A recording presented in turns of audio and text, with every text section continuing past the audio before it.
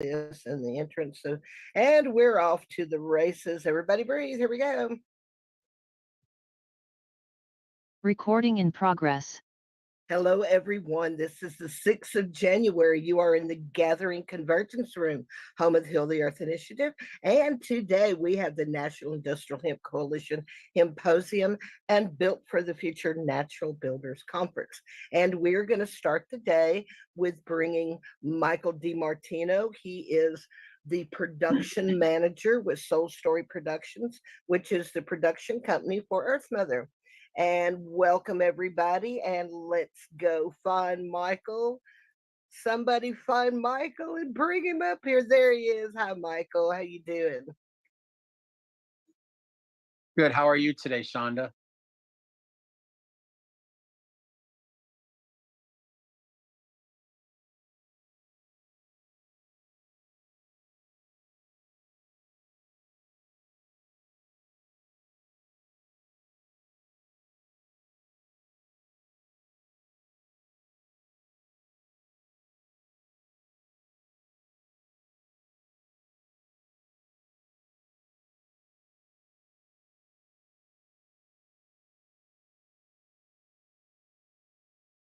For humanity on the planet. And I'm really looking forward to, as you know, you and I met recently on a call where I was contacted by several people about, next year, which is now this year, 2024, August 20th is the 30th anniversary of the birth of Miracle, the white buffalo that happened in Wisconsin in 1994. So I got several calls that people are saying, well, what are you doing for the 30th anniversary? And actually, I've been kind of in retreat for the last 3.5 years in Crestone, Colorado, just living a very quiet, close to the land, close to the earth existence. But then you and I connected and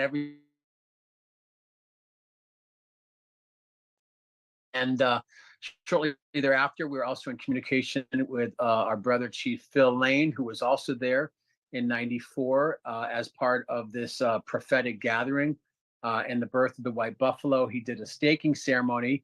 So since then, I've been inspired to bring out a new brand to the world called Earthstock. And Earthstock is also the name of our foundation, Earthstock Foundation. And we're committed to education about regenerative solutions for people, planet, and the future.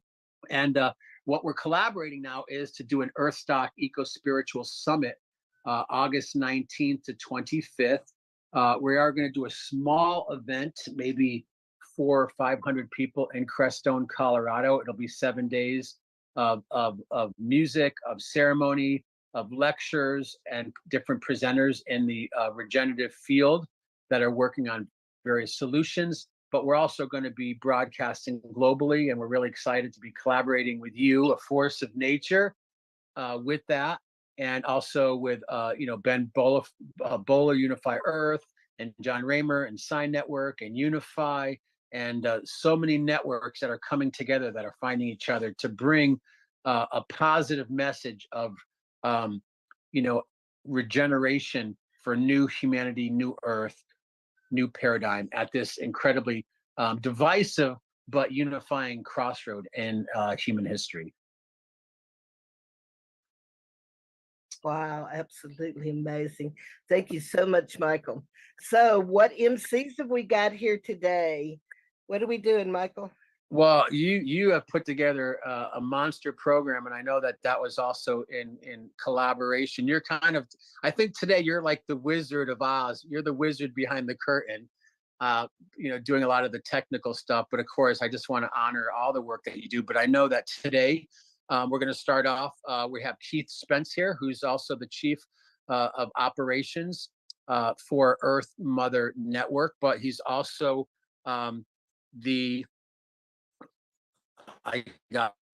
also the director in Texas for the National Industrial Hemp Coalition. And then after that, we're going to hear from Keith. We have Brandon, who I recently got to meet, who's the president, but he's up in Oregon, and another amazing solutionary force of nature doing very grounded projects around hemp. And I'm really excited because I was privileged to a conversation the other day about what his long-term projects and ideas are pertaining to land, sustainability, and of course the hemp industry. And then we're going to be followed up with that with an award-winning presenter who I've also gotten to know over the last couple months, introduced through you, Michael Camp, who's the director of the coalition in Illinois. And then that will parlay into the Natural Builders Network with Andrew Hancock, who is the president of the network. So it's going to be not only dynamic conversations, but what I'm always excited about is these are real world solutionaries doing incredible projects that people can onboard, they can get involved, you can get educated, and you can bring these solutions and templates and ideas into your own bioregion, right? Think globally, act locally. You can bring these into your own bioregion to implement solutions for a healthier, happier future for all of us. Wow, amazing. Well, thank you so much, Michael. And I guess you and I and the ghost of the machine here will disappear and move off into production. And Keith, thank you so much for taking this for us, baby. And it looks like you and Brando have the show, and we will see y'all later. Much love. Hello, I just want to welcome everybody here today. Welcome to the Hemposium. We're here every Saturday, first Saturday of the month, and we're discussing everything hemp and trying to get everybody involved in education of this beautiful divine plant. We're going to start the show off today with Brandon. Brandon, like I said, is president of the National Industrial Hemp Coalition here, and he's in Oregon. He's going to talk cultivation, and then we'll move on into Jarrett Burke with Keith Cure, and he'll be talking and going into, let's see, the retail aspect and a little bit of processing cannabinoids. So we'll start off with Brandon. How you doing, brother? Doing well. Thanks very much. And thanks everyone for joining us today. So I've been thinking on this all week as to how I'm about to go to introduce new people into the hemp industry and what you should do as to your first steps.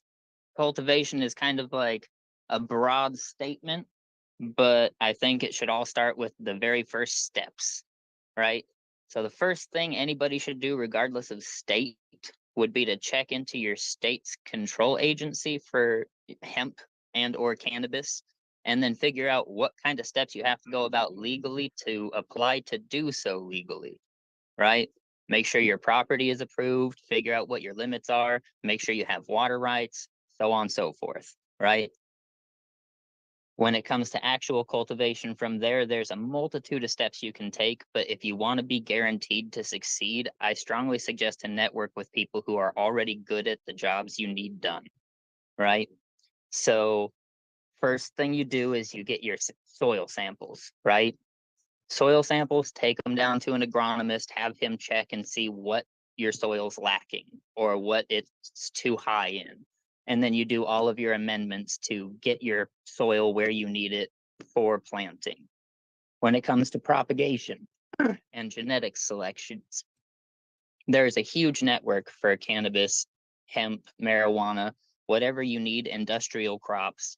There's resources around. Find people who are vetted. Only buy from geneticists who have been in the industry for multiple years, and you know for a fact they're giving you what you need. Right? Someone who is going to be legally responsible for what they sell you. Take those genetics to a propagation facility, right? Most places do this for extremely cheap. If you're not experienced in growing, propagation is very difficult, and you can end up losing half or more of your initial investment right at the get. It's much, much better to pay somebody 15 cents a piece to propagate your plants and return them to you at 6 inches with a well-established root base, right? You can then take those and plant them in whatever pattern, whatever spacing you need to propagate the growth you're looking for, whether it's for industrial growth or flower purposes for smokables or edibles or medical or whatever that purpose may be. you'll have to plant at a different ratio. For industrial crops, it's usually like a 4-inch by 4-inch spacing so that you promote vertical growth over canopy growth, right? And then for flower, you want to plant them at like a 3x6, 3-foot by 6-foot minimum spacing so that you can allow for canopy growth instead of such strict vertical growth, right?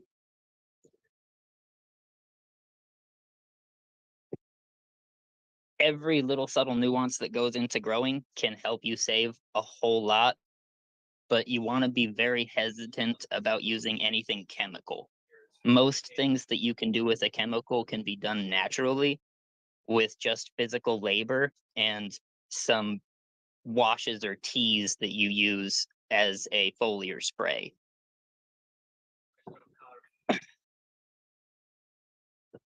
From this point forward, you really got to get into the costs of your farming. The really big important thing I try to convey to everybody for any farming purposes, and it doesn't matter if it's for industrial crops or if it's for flower crops, you have to set a maximum cap of what you can spend per plant, right? This ensures that at the end of the year, with all costs involved, you're going to be able to meet that minimum cost and at least stay afloat, right? So for flower, if you're growing for medicinal or recreational purposes, I tell people you cannot exceed $7 a plant, right? And this includes your land work, your irrigation system, soil tests, your water tests, your labor, your harvest, your drying, anything and everything that goes into that year's costs by your number of plants to give you your cost per plant, right? And if you can get, say, 1 pound per plant average, then that means you spent no more than $7 for that entire pound, right? This means if you can sell that pound at a really low rate of $7 to $10 a pound, you're going to at least break even, but you might make some extra money. With the industry being what it is right now, the value of outdoor flower has climbed quite a bit over the last 2 years. It was down to about $1.65 per pound for a while there, so it made it almost impossible for people to survive. Recently, it's climbed higher into like the $35 to $55 per pound range, so it's made it a little bit more comfortable for people. And a lot more realistic for somebody to be able to invest, to be able to accomplish these goals. So if anybody has any questions at all on any specifics, I'd be happy to answer any and all questions you guys have. I have a question. Do you know much about the carbon credits with cultivation? I don't offhand know. That's one thing I'm really looking into. It's fairly new, but I think it can really help the farmers back end, to put that money back in their pocket, because they're really helping this earth. And the carbon credits, I think those are going to be key for future growth with cannabis. I'd be interested to see how that works. Here in Oregon, most properties are significantly smaller scale than you'll see Midwest. As I pretty much always tell everybody, that's why major scale farming isn't a huge thing over here. Why we mostly on large properties have orchards instead of other crops like you see in the Midwest, like cereal or grain. Because our largest farms here are 800 acres, 1,200 acres, but over there you get up into the 30,000s and more acres, so it's just an entirely different scale, and scale makes different things realistic. Guys, I Any just more want to questions? throw a comment in there really quick, Keith. Pat with Lone Star Industrial is supposed to show up in the latter half of the event. Make sure you bring that back up because they're doing carbon credit. Will do. Beautiful. I just see that as really Are helpful there for any the other questions? farmer now, because the farmer needs all the help they can get with the low prices that they're getting. I think the carbon credits are going to be the key to them moving forward. I think low prices is kind of the point of it, though. Yeah. Right. So it's got to be an everyday person's available product. The only way it's going to be that is if we can meet a price point where the everyday person can afford it. Indeed. And that means from farming to processing, from processing to retail, from retail to purchaser, you know, and everybody's got to make their little bit of money to make it worth them doing that stage of the job. Yes, indeed, I agree. Uh, Any other questions? Well, I'm going to throw one in there while we got Brandon here. So, what did you grow this year, Brandon? How was your crop? We grew 3 different strains this year. There's Bubba Kush, there's OG Lime, and then I forget the third one. We only grew like 300 of it. It was a brand new strain that we were kind of trying to test to see how it survived in our area, and it really didn't do too well. So we kind of tossed that whole bit aside. The crop came out looking beautiful. I'll post some pictures into the chat if it'll let me. We didn't grow anything on my farm this year. I was helping as advisor and laborer at a farm for Hemp Nova. If you guys have ever heard of them, they're one of the largest hemp companies kind of in the world, actually. They're started in Canada and then moved down here in 2016.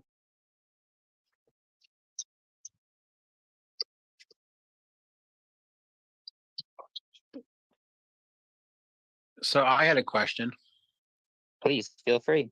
Great. I know we touched on this briefly in one of our conversations, but I talk to a lot of people, and of course, right now, there's many different aspects to hemp, industrial hemp, building materials, flowers as medicine, and CBD, and then there's CBD.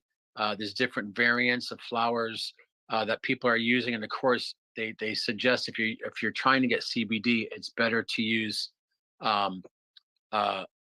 cannabis that has the THC because of neuroreceptors. And then there's a lot of other people that are experimenting with strands that don't have THC that create CBD. But could you just take a minute and really dig down as far as, because I know a lot of people, about the male, the female plant, cannabis, CBDs, and just give a little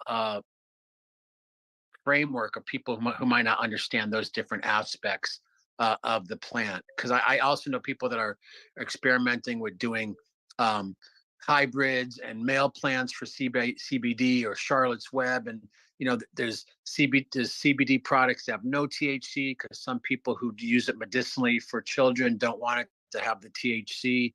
But could you kind of dig down in that for a minute? So there's a lot that goes into all of this, and I will openly state that the vast majority of it isn't really scientifically sound yet. And this is something I've had a fair bit of debate about with a number of people, right? In order for something in the scientific world to be actually sound, it has to be peer reviewed and studied for a number of years and proven to work the same way over and over and over, right? And so far, cannabis research has only been open to the depths that it needs to be for this kind of research for a handful of years. So we haven't quite had the time to be able to say that, like, this cannabinoid really does this or this cannabinoid really does that, especially as to this day, we're still discovering new ones. And we really can't say something we discovered last year does anything because we just haven't had the time to do that kind of research. That said, when it comes down to CBD, THC, and any of the other cannabinoids that you'll find in the spectrum, there's this thing called the entourage effect, right? And it relies on not just the cannabinoids, but the terpenes, the flavonoids, and all of the parts of the plants, right? Because they all have their own minor effects, whatever those effects may be, and they're supposed to work in tandem with your endocannabinoid system, right? So synthesizing or extracting and distilling any one chemical isn't going to give you the effect that you're really ideally looking for because they kind of rely on other small amounts of the other cannabinoids, flavonoids, terpenes to be able to give you that effect that you seek. And we haven't been able to really focus the science to be able to figure out what parts of what are required to give that effect. And that's why the medical industry is still not allowed to say these things, right? They can suggest, but they can't really say, this is what you need, right? When it comes to male and female plants, there's a lot of misconception in the industry as to what that means, right? A male plant and a female plant, they're the same exact plant genetically. The only difference is whether or not it's going to create pollen and whether or not it can create seed, right? The cannabinoid values are going to be essentially the same if they're the same strain in the same soil being grown in the same way, right? There's not going to be much value difference. And I can tell you this from a series of testing I did to verify this. This is only my own testing, again, not peer reviewed. So again, it does need more study. But from what I've seen, the evidence that I have, there's not any real difference in cannabinoid values from male to female or from harvest time to, say, if you let it go past bud into the actual flower phase of a cannabis plant. Because when we harvest a cannabis plant, we don't harvest it in the flower phase of the plant. We harvest it in the bud phase. Imagine like a rose bud before the flower opens. That's when we're harvesting. The flower has not yet opened. It looks entirely different. It changes the structure of the plant. It gets really airy and fluffy, and you lose all density. A lot of people had speculated for many years that that changed the values of the plant as well, and I had to go and test to verify or to see whether or not they were lying. So I did this, and I discovered that there are minute changes, but it's in the value of thousandths of a percent. So it's really not a noticeable difference. So again, back to the male and female aspect of things. A male plant and a female plant are different in the sense that a female plant is going to form a calyx. It's a single teardrop structure in the joint of a branch and the main stalk of the plant. That calyx will open at the very tip and it'll expose two tiny little white hairs in the shape of a V, right? That indicates that it's a female plant. A male plant in that very same space where you find the calyx will form a cluster of 2 to 3, sometimes 5 or more tiny little balls, right? Those tiny little balls are the pre-formation of their pollen sacs, right? So females has a V, male has balls, right? Nature is very simple. Male plants, a single male plant, even a hermaphroditic female plant, one plant can pollinate 2 square miles under the appropriate wind drift, right? So you have to be extremely diligent if you're growing for flower to remove any male plants or any hermaphroditic female plants to ensure that you're not going to seed your crop.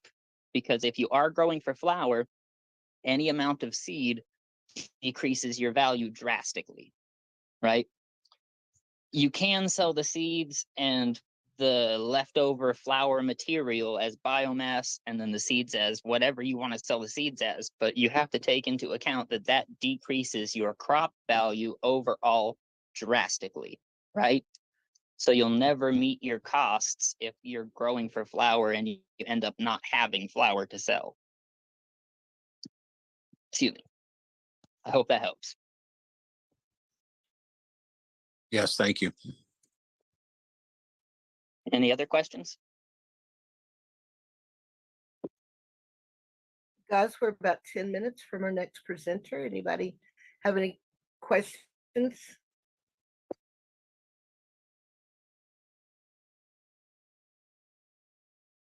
Brandon, final comments. You got 10 minutes to go here.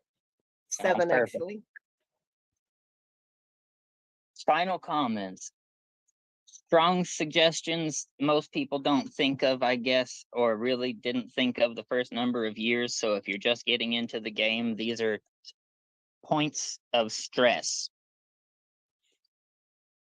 There's 2 real points of heavy duty work labor force requirements throughout farming cannabis if you're trying to do it for flower. The important parts are going to be during planting and then during harvest. Obvious statements, but it's a lot more in depth than you'd think because you're in such tight, narrow windows, right? And if you're trying to grow for boutique, you don't want a tractor harvest because it destroys everything. So you want to keep in mind that there are going to be some pretty heavy inputs during these periods of time, and you need to find people that are going to be able to do the work efficiently. Secondly, it takes a fair amount of space to dry cannabis. It's a relatively ridiculous amount of space. And if you don't find a way to maximize your square footage of usable dry space in whatever cube or three-dimensional space you have to work, then you could end up losing a vast majority of your crop. A lot of people do things, it's called dreading, where you run a single cable down from the ceiling at a time, and you wrap it around one branch, come down a couple inches, wrap it around another branch, come down a couple inches, wrap it around another branch, and follow that process until they're about 2 or 3 inches off the ground. And then follow that as a series, fill the entire room. But this is the real big hang up. When you hang anything from a structure, and this is the part I'm stressing, when you hang anything from a structure, you have to keep in mind those structures are only rated for whatever load they were built to bear, right? Wherever you're located, you have a maximum snow load rating for your roof. If you are hanging anything from that roof, you cannot exceed that weight limit or you will collapse the structure on your head. I've had this happen. You need to be careful. Look at what you're working with. If you have to, spend the money to build a secondary reinforced structure inside your structure. Put in a wood frame set, something that you can do to reinforce the space so you're not bearing that load on the building. That's my most important final statement. I totally agree with that, man. You gotta know how you're gonna dry it before you start growing it. That's what I tell people also. It's very important because you can lose your whole crop through mold just by not spacing things out right. Yeah, or you could lose your workforce and your entire farm because you accidentally collapsed the building and killed some Indeed. people. Yeah. I appreciate you, Brandon. Thank you very much for the knowledge, brother. Happy to be here, happy to help. I actually had a quick question, if I could. Does Brandon have another minute? Yes, sir. So obviously, we're going to segue later on into, there's a whole revolution happening right now with hemp construction and hempcrete.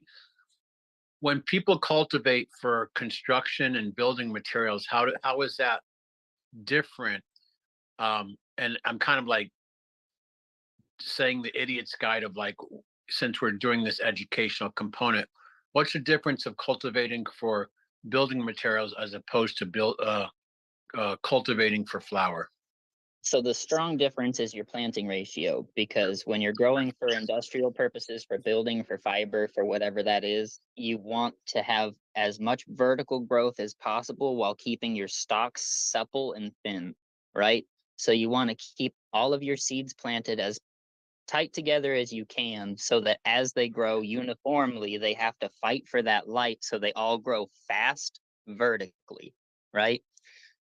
And then at harvest time, you harvest them right about the time they start to transfer into their gender stage. Is at the first bit of vegetative growth for a cannabis plant, it can grow for a month and a half, 2 months without ever having to show a calyx or its little pollen sacs. You'll never know what the gender of the plant is. By the time it starts to show flower formation, you can harvest it right then. It'll be 10, 12 feet tall. That is the most ideal way to grow. It'll be like bamboo stalks. You'll have a small bit of flower formation at the top, maybe 1 to 2 tiny little branches, and then the rest will be like one long stick of bamboo. That's the difference between growing for flower and growing for other building purposes and industrial purposes.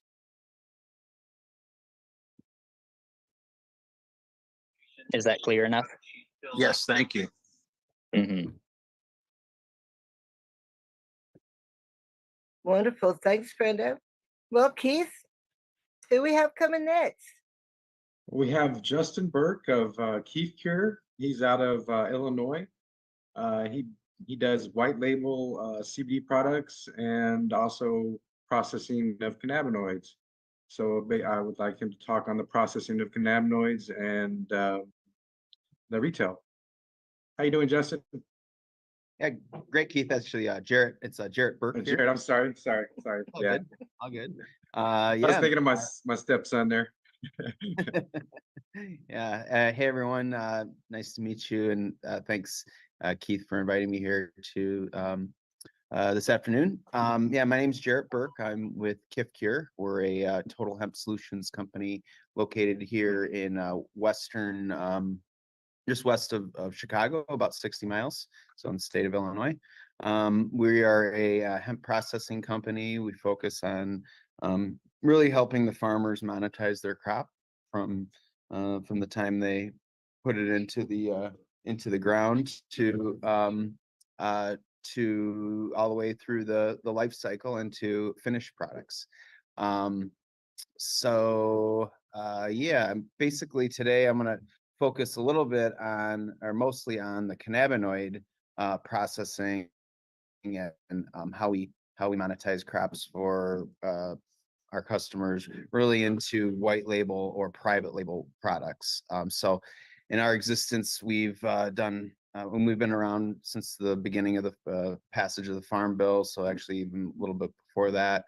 So we've gone everything from planting some R&D crops of our own on a very limited scale to providing the genetics to our farmer base through vetted genetics that we've done through R&D, and then really where we do the work is helping the farms build the brands or the packaging or the different types of products to go to market with. And at the end, I would like to touch a little bit also on the industrial fiber or industrial grain products that we're starting to get into, where we really see the future in the next several years of where the farmers can make money, the producers can make money there. So yeah, a little bit about, so we've done everything in terms of the products. We've done everything from gummies, chocolates, different types of topicals like body butter, hand salves, relief gels, that type of stuff. And really the way the process works for us is we help the farmer get their crop into an oil or an isolate form. While we don't operate our labs anymore, we primarily outsource that service to other extraction labs. But what we'll do is we'll get back the oil, and then once the brand or the farm has their oil back, then we say, okay, well, what kind of products would you like to go to market with? And there's really two different types of ways that we can go about that. There's white label services, so or private label, and I'll explain the differences kind of between both. So in a white label scenario, it's that would be the products that we've already have. They're kind of our standard catalog of about 12 to 15 different formulas on the whether that's a gummy flavor with a specific level of cannabinoid in it, or a different 1,000 milligram pain gel. Those are kind of our standard go-to. So there's different benefits between one and the other. So there's in a white label scenario, like I said, you're just kind of picking off the shelf and saying, okay, yeah, I like your elderberry gummy with 25 milligrams of CBD in it. So the benefits of that would be lower minimums. So and typically we'll see the farmer or brand go into a white label scenario, because that way there's not as big of a upfront capital investment into making the products there. In terms of other things there. Obviously, I talked about a little more flexible pricing, a faster production. So with the white label, with the white label service, we're able to really, in some cases, turn around a brand within or product run within a couple weeks, let's say 2 to 4 weeks. Whereas with a private label, there's a little bit more involved with that, because with a private label, it's really our customer's own formula, if you will. They might like our white label offering, but say, oh, well, I actually want to make it a 2,000 milligram instead of a 1,000 or whatever that might be. So we're able to kind of it's more of our custom formulations for our customers. And in that scenario, they provide their own material. Maybe they say, oh, I want to, I have some specific terpenes that I want to put in it, and I got my extracted my terpenes from another crop or something, and I want to infuse that into my product. That would be more of a private label type of thing.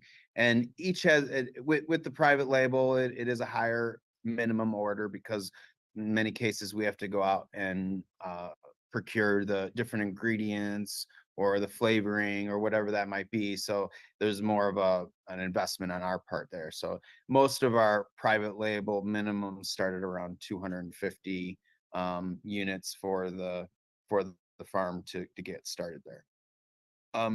We also have, what we do is a lot of the we'll do some what we call kind of kitchen time, R&D kitchen time. So a lot of times our customers will come to us and say, well, I really don't know what I want, but I'd like to try a few different flavors, or I'd like to come in for a day and just kind of play it in the kitchen. And we can do those, and we can kind of create prototypes of different packaging, different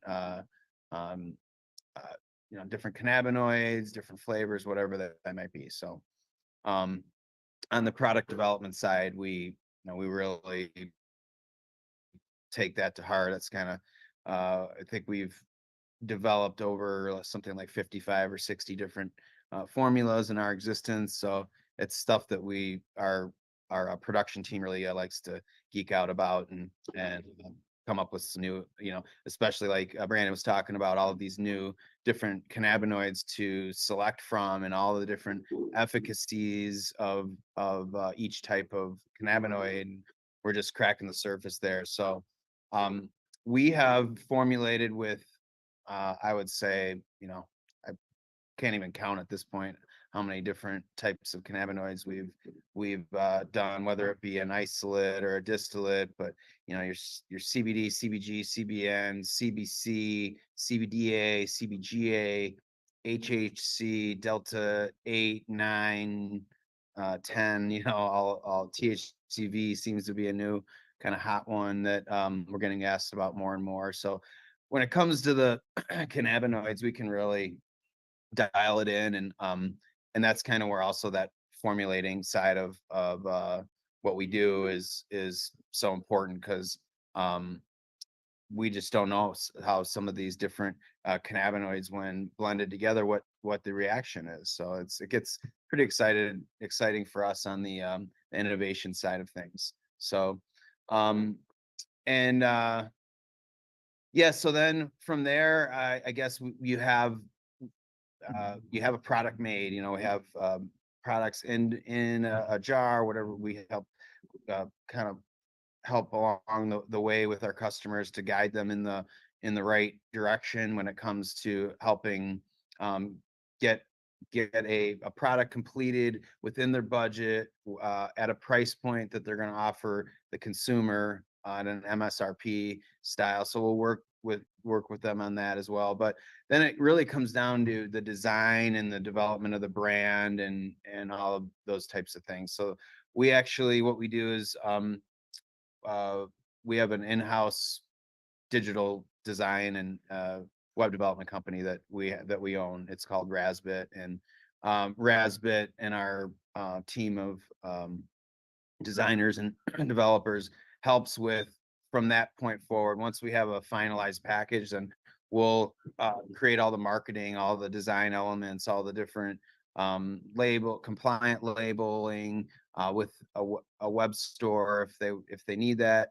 And everyone has their own, a lot of the brands that we help already have a lot of, they're well down the road, and we're just kind of filling in the pieces, maybe helping on the marketing side, because then once you have the finished good ready for showtime, then you need to get it out and get it into different channels, whether that's farmers markets or different fairs, different if you're doing more of that route, or in the digital route, developing a solid go to market strategy on the sales of those goods, because that's what it's all about. If you create a great product, but if people don't know about it, if it's not on social media, if you're not kind of promoting yourself in these different communities that you're involved in, and that our most successful farms over the years have been exactly that, like out every weekend at different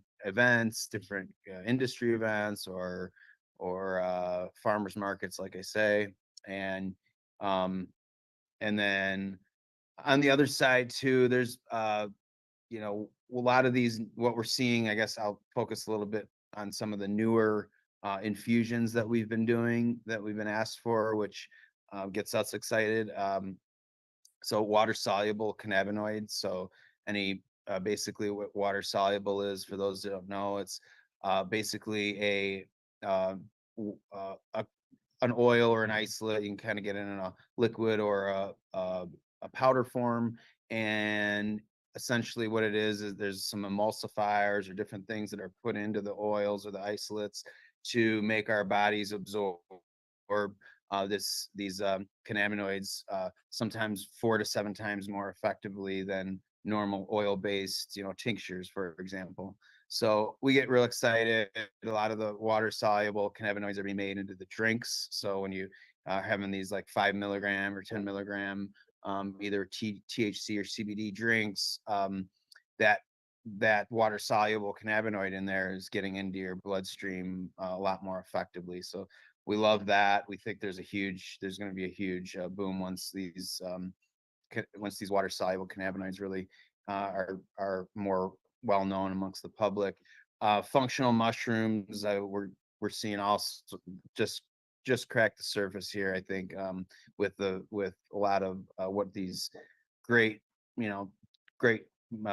functional mushrooms like lion's mane, cordyceps, shiitake, reishi, turkey tail, all those types of functional mushrooms. Obviously the psychedelic ones are still illegal in most states, but there's so many different benefits in some of these functional mushrooms when combined with other things, other cannabinoids or other things into some of these formulas that we're making. And yeah, I think I would say one of the next things I'd like to talk to about is just about the new products that we're starting to hit the market on, not the cannabinoid side, but more the hemp fiber and hemp grain side of things. So where I'm sitting here right now is at the Silver Spur. We just acquired this property here, and it's about a couple miles away from our corporate headquarters. And what we're doing here is we're creating the first hemp fiber kind of industrial park, where we'll be at the time being, we're just intaking a lot of the fiber that we grew around these parts here this year. So intaking the bales and then kind of moving them out to a lot of the production facilities around the country here. But in the year to come, what we'll be doing is focusing on some things to get a lot of these hemp fiber products out in our area, such as hemp bedding for horses. So we have about 50 horses boarded here at this facility, and we'll be starting to incorporate some of the hemp bedding and do trials on how much more beneficial it is than wood shavings. I heard hempcrete being talked about, where we also would like to be kind of a distribution point for some of the hemp fiber here to some of the hemp concrete companies, or the concrete companies that want to use hemp as an additive into some of their mixtures here, and some others that we're looking at. But that's we're most excited about on the fiber side, just growing more. We want to aim to get thousands of acres grown here in Illinois in 2024 and 25, and be able to monetize that for the farms that are growing it, so that we continually see increased acreage grown year over year here in Illinois and primarily the Midwest. And then on the grain side, I'll kind of end with some of the discussion on the grain grain. So I'm sure many of you have been following the Hemp Feed Coalition and the great work that they've been doing to help get hemp grain approved for not just I guess for a bunch of different types of animals, but specifically the egg chickens, the hen laying chickens, and some of the states that have done some of the research on that. So we're real excited about that for the animal feed side of things. And then with the hemp protein side, the hemp hearts and so forth, we're getting pretty excited about it as well. I think there's a lot of demand here in the consumer side of things for a lot of those beneficial hemp proteins. So I will kind of leave it at that and see if there's any questions. Question about your water solubles. Uh-huh. Are they sugars? No, it's more of like lecithin, or there's different emulsifiers, so it's more like, some of it that I don't know too much in terms of like exactly what the makeup is. I know some of it's like, Yeah, I don't want to give up too much of your secrets either, but are they sweet? no, they're actually a lot of the emulsifiers that they use that we don't necessarily always use, but they're bitter, so they'll make the material real bitter. There's other things that you can do to minimize that, but yeah, we're primarily using stuff that is not altering the taste too much. That's fabulous. The stuff we usually get for the facility I manage is sweet water soluble. That's why I ask. Oh, okay. Which could work well in a drink that is aimed to be sweet. Well, yeah, we were making candies. There you go. Mm-hmm. Yeah. Now, Jared, Michael DiMartino had shot a question up in the chat and was inquiring on the hemp seed for nutrition for food. Can you talk about anything, what that means? Like, how is hemp seed food? Because most of the world doesn't even realize that hemp seed, is it food? Jared, is it food? It totally is food. So if you go to your Whole Foods market or natural food market, you will see on the shelves hemp hearts. It says hemp hearts. So really what that is it's the inner core of the hemp seed. So just eating seeds, probably not. Are they beneficial? Sure, but you're getting a lot of that hull, the outer, think of it as kind of like a walnut shell, something like that, where you can eat it, but it's not probably going to be so good for your digestion, things like that. So what they do is there's processing machines that take these seeds and dehull them, take the hulls off, and then you have that inner core heart, and those hearts are extremely beneficial, extremely healthy for you, high in omega-3s, bunch of omega proteins. And yeah, you could just do the studies that are coming out, I think out of Pennsylvania, maybe Kentucky as well, but they did studies on these chickens that have been eating the hemp grain, and the results are remarkable. It's like 20 to 25% more condensed nutrition into that egg.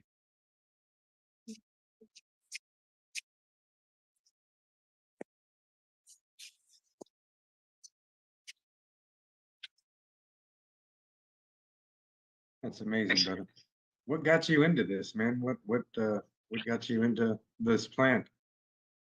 In 1999, I was told to pick up the book, The Emperor Who Wears No Clothes by Jack Hare, and changed my life forever. And then started a hemp clothing company at that time.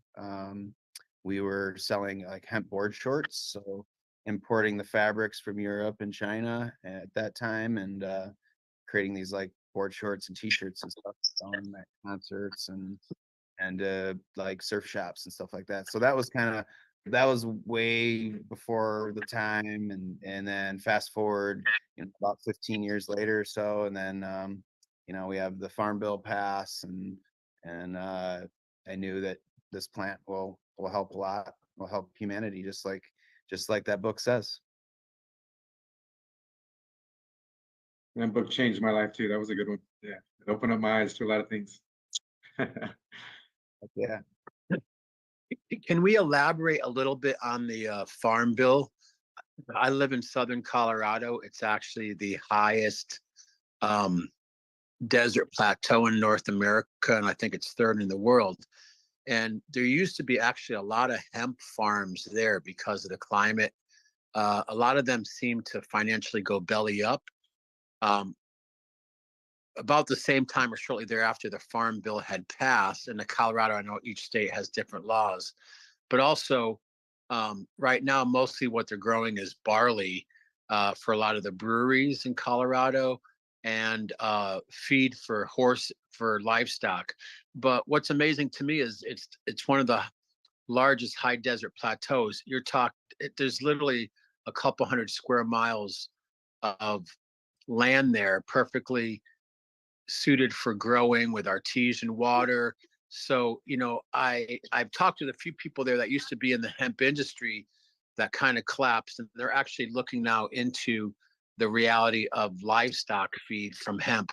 But for them, and I'm a little ignorant in this area, they seem to say that when the Farm Bill came out, that the cost of hemp, the price severely crashed. So can you just talk for a minute about the Farm Bill and numbers and what that looks like as far as how that impacted the hemp industry nationally? Yeah, I mean, yeah, so 2019, well, the end of 2018 is when the Farm Bill passed. And then in 2019, we had 550,000 acres grown, of nearly 99% of all of that was CBD or cannabinoid hemp, because it was just a big green rush. Everyone thought they could make 50 to 100,000 an acre, and it was just over speculation. But what the Farm Bill did was obviously bring a lot of awareness to hemp, which is a good thing. And while it wasn't perfect, it opened the doors for production of not just cannabinoid, but the industrial side. And I think when a lot of the lawmakers were writing the bill, they were envisioning more of the industrial side, and cannabinoids took hold. And then I would say what the Farm Bill did was added decades worth of innovation to the cannabis plant. And while a lot of that innovation couldn't take place in the regulated cannabis markets because number one, it wasn't a federally legal plant, which the Farm Bill made hemp a federally legal plant. So then a lot of that R&D of working with these cannabinoids and innovating new cannabinoids, and like CBC, which is, we're just finding all sorts of beneficial things, CBN for sleep. We've come so far in a very quick amount of time because of the passage of that Farm Bill. What the new Farm Bill will mean for companies like ours, and what we hope to see out of that, will be number one, they need to not treat industrial varieties the same way as they do cannabinoid varieties, because right now they make a lot of the testing protocols in several different states. They are basically treating it the same. So if you're growing 100 acres of fiber, which has virtually no CBD or virtually no, really no THC in it. They're saying, okay, well, that's like the same as growing 2 acres of CBD hemp, which has a completely different genetic makeup from one you're aiming to grow high levels of CBD, the other you're really just are concerned with the fiber content. So that's exciting. I think what they'll do is they'll kind of start differentiating that and making the rules. And then the biggest the 10 million pound gorilla in the room is psychoactive cannabinoids, and how will they address that moving forward, because many of the big cannabis companies are, at least here in Illinois, they've been trying to outlaw D8 and psychoactive cannabinoids, even non-psychoactive cannabinoids, which is just ridiculous. But they've been trying to basically, they see it as competition. So those hemp producers, those hemp companies, which are completely legal in all these different states, are essentially kind of playing by different rules. So I think that will be addressed. I'm hoping they don't move everything over to some of these cannabis companies and they keep it legal, and I think they will. But yeah, I think that was kind of some of my points on the farm bill. Yeah, the pharmaceutical industry doesn't like competition, do they? No, not at all. They don't like you to be able to grow your own medicine. It's is the not way it's just the supposed to be. pharmaceutical companies, though. What he's specifically saying is it's the cannabis industry, the marijuana industry that's hindering the growth. And I see that same thing here as well.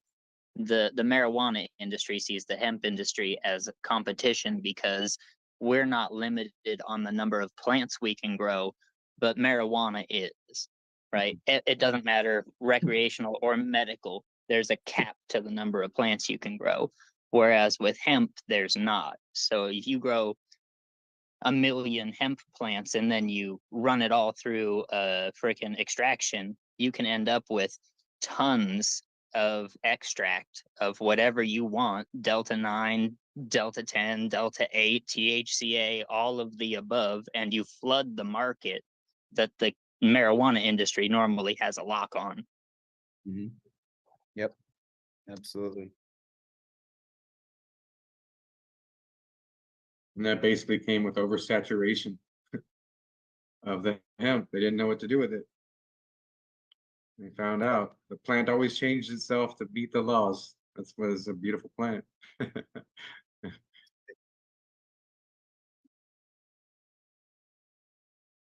Well, I just want to commend you for incredible work. I mean, just what Brando's been talking about, and have some time to hear from you. I used to cultivate, and I've heard many stories. And in California, it's become an impossible climate to actually cultivate because the incredible amount of ordinances and restrictions, and the cost of doing business, and the taxes on it. And we, for years, operated a healthy economy and culture here around medical, around 215. It was a very legitimate thing. And then with the recreational, it devastated thousands of growers. Probably out of that, maybe 100 that were very much ethical. We always did cover crop. We always introduced pollinators. We weren't doing monocropping.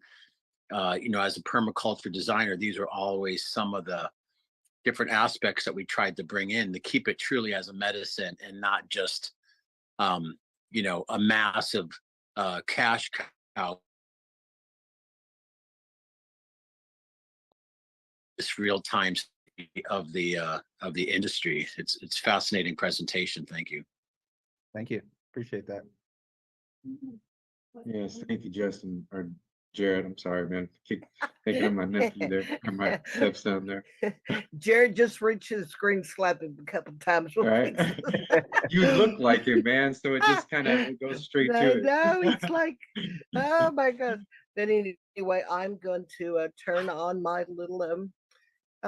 little picture here, since I haven't got to formally meet Jared as of yet. Jared, it's really nice to have you. I remember you when you joined the coalition, and we were so excited to have a processor coming online in the in the Midwest, and it was absolutely amazing. It's so nice to finally get you in here. Unfortunately, we are so heavy a Facebook and Messenger group, so Jared just wasn't around. We could never find him, but we're getting our educational platform up, so we expect you here every first Saturday, dude. Also, the same link every Wednesday at 2 o'clock is our Regenesis Beacon. So the gathering is open every day from 2 o'clock on till the last person leaves. And the Regenesis Beacon, which covers the coalition, is on Wednesday. We'd love to have you come in, get some more recording from you. And all these, we are now live on 77 Facebook pages. So we're getting a lot of comments. I'm going to go try to get out there and bring these comments back in towards the end of the day. And I do believe we're right up at straight 4 o'clock. And I want to introduce, but before I'm going to just kick all you guys off here. Just boom, Michael's gone. Boom, Keith, you're gone. Because I want to talk one more little minute with Jarrett. Jarrett, the coalition was founded in 2016 in the state of Texas as the Texas Industrial Hemp Coalition. And we were actually following, because we were birthed out of a agricultural research institute. We were following the pilot programs up in Kentucky and North Carolina and all the other R&D states that came online with during the Obama administration. So we launched a Facebook page, and it was about a year later, we met Brandon, who was doing the exact same thing we were doing in Oregon. And so we've been growing ever since, and I hope you get to stay through the end of the day. We've got some amazing other people coming on. I really want you to meet Patrick Blake with Lone Star Industrial Materials. He is our processing director here in Texas, and you and him seriously need to meet, because he's got an affiliate program, and with you headed into industrial grains and genetics and stuff up there. And I'm going to hush because we're straight up, and I want to introduce you. Keith, I'm going to grab your introduction here. I want to introduce you to Michael Camp. I think y'all spoke a minute ago. Michael Camp is Illinois State Director. And Michael, I think Jarrett would be amazing on our Illinois team. So you guys need to jump in and figure out how we can get Jarrett on the team up there. And much love. Thank you so much, Jarrett. And Michael, I believe you're up. You got the floor, baby. No, absolutely. Thank you for having me. Thank you, all the listeners, for jumping in and joining us on the National Industrial Hemp Coalition's first Hemposium of the year. We're going to be doing, like Keith said in the beginning, this will be the first Saturday of every month. If you're just now jumping in, we've hit so many topics. I'm so glad we've got so many more summits to dive into on these Hemposiums, and lots more things that we're going to be able to offer you guys to help understand what it is that hell we're talking about. Each topic from Brando, man, you're such a plethora of information. I can't wait to let you just spew your beautiful mind out into some cultivate and cure with cannabis summits to help people understand everything that you really talked about. Because when you say farmer, it's not like just 6 plants that you're running. You're doing some pretty massive things, and to navigate that in with this already hard to navigate industry is impeccable. So Jarrett, pleasure to meet you. And yeah, I'm excited to be here to lead into the next speaker that we have. I'm Michael Camp, Illinois State Director. Wear many hats, do many things, and love people. So using the plant to save the planet. And you're listening now into individuals that are key components that have lived the stigma of the plant, know the intimacy with Mother Earth at a level to actually make an impact. And we were just leading into when you're speaking on the cannabinoids, the legalities of them, states trying to take away things, and really just the differentiation between what is cannabis, is what is marijuana. Some think it's different, and then the nomenclature and levels of why things have been so difficult. So it's an honor to introduce our next speaker. If Safita, you are ready, but what better to turn the next topic in the symposiums to be international news? So what better than to have the president of the national level of the United Empowerment Party to introduce herself, let us know what is the UEP, and yeah, go from there. I know we'll have a ton of questions of it because Safita is a plethora of information. I'm sure was biting at the bit of a lot of cannabinoid talk and other specifics that were going on. So I'll digress, open the floor to her. Safita, thank you so much for joining us, and floor is all yours. Absolutely. Thank you so much, Michael. Hello, everyone.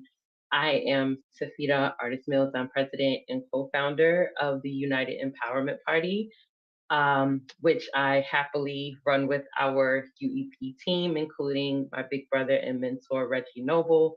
The United Empowerment Party is actually a federally recognized political party that focuses specifically on policy and legislation, that focuses on cannabis.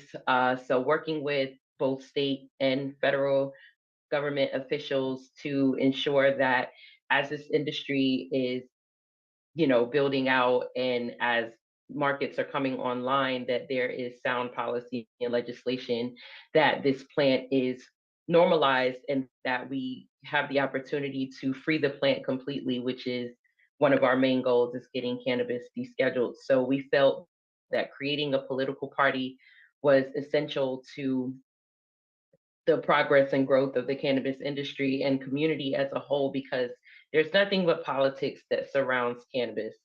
If everybody that does live in a legal state knows that it's starkly different from one state to another, and a lot of the things that could have gone right has definitely gone wrong in a lot of these states. And that's because there are people who are elected in positions to regulate and govern cannabis that do not know or understand anything about this plant. So we felt that the industry and the cannabis community as a whole needed real representation when it comes to ensuring the right policies and making sure that legislation is fair and equitable, and also that we are addressing a lot of the ills that have come from this plant being demonized and painted as the worst thing, the most addictive, when we know that it's not, and calling it the most dangerous drug, in America.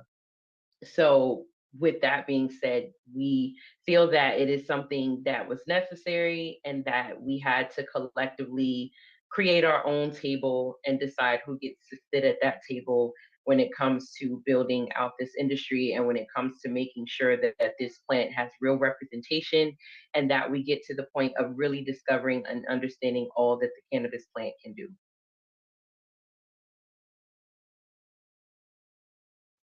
All right. Keep That's it. going, girl. I want to know more. I I want was to know gonna more. say, Keep going. I was gonna say, Wait, no, wait, no, it's no, beautiful. I want to hear more. I've got some great questions because I was ready for this because there's so much. Yeah. Safita, um, initially, why do you care? Why do you do Uh, this? Like, I mean, levels, you just, the listeners, so you're talking hemp, cannabis, legislation, politics, the ins, the outs, the banking, all of these headaches and all these perspectives to actually go as a political organization that then now, from a lot of levels, brings more scrutiny, right? mhm. So more unease because of lack of knowing. And what I mean, like myself, I'm now a full-blown politician, but I hate politics. It's corrupt, it's control. This is the demographic of not just my own perspective. And then the more I learned about it, it was accurate, and you almost want to learn less. So it's an uphill battle. You're going, why? Why would you bite into this? What's the point? I mean, something big to chew on. And why is that important to you? And I love that you say politician, because I'm definitely stealing that. And we call everyone that supports and is a part of the United Empowerment Party the Canatarians.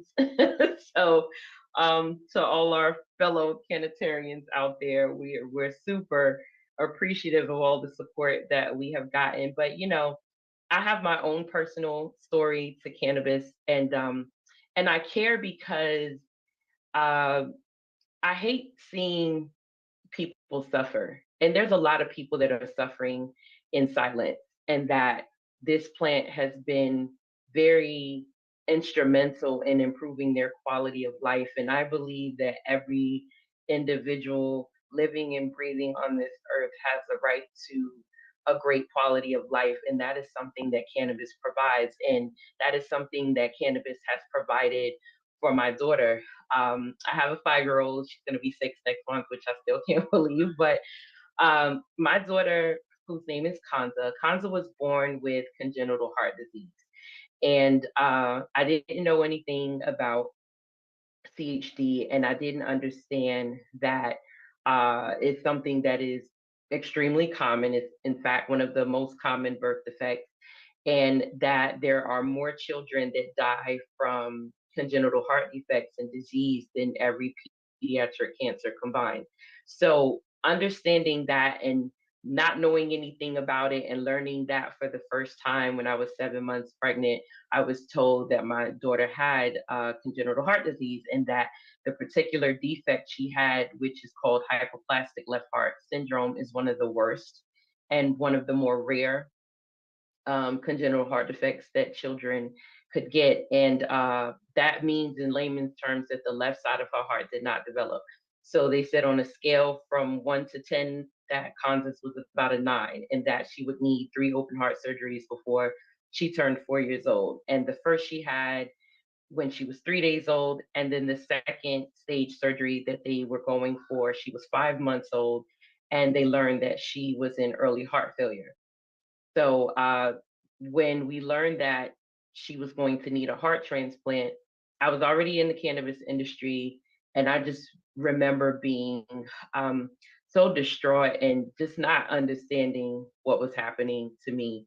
And it was something that I felt like I needed to do. It was very much out of my control, and as a parent, it's very hard going through something like that, and just in life in general, when we go through things that are out of our control and we don't know what to do. And for me, I felt like, I've seen cannabis do so many things. I've heard so many people talk about how cannabis has changed their lives, and people have survived cancer and so many other debilitating illnesses and diseases. I said, there's got to be something for my daughter. And I did some research and saw that the University of South Carolina had done a study where cannabis helps to reduce the likelihood of organ rejection. And understanding that my daughter would have to take anti-rejection medication that would purposely suppress her immune system, I wanted to find a way to help her and to help her recovery process, um, because understanding everything that I was going to deal with afterwards. And she was listed September 11th of 2018, and 13 days later, she coded and coded several times, and they put her on life support.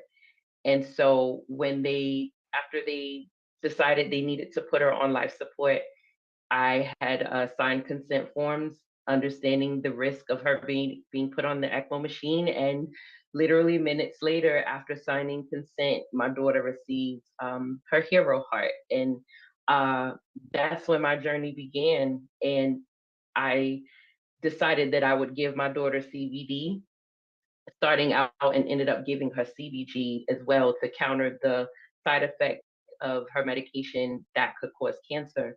So it's been almost 4 years now since my daughter's been taking cannabis, and I've also introduced a very small trace amount of THC through RSO to, further activate the cannabinoids that I'm giving her, as well as helping to, boost her endocannabinoid system. And so for me, I care because I've watched my daughter thrive. I watched my daughter overcome everything they said she wouldn't be able to do.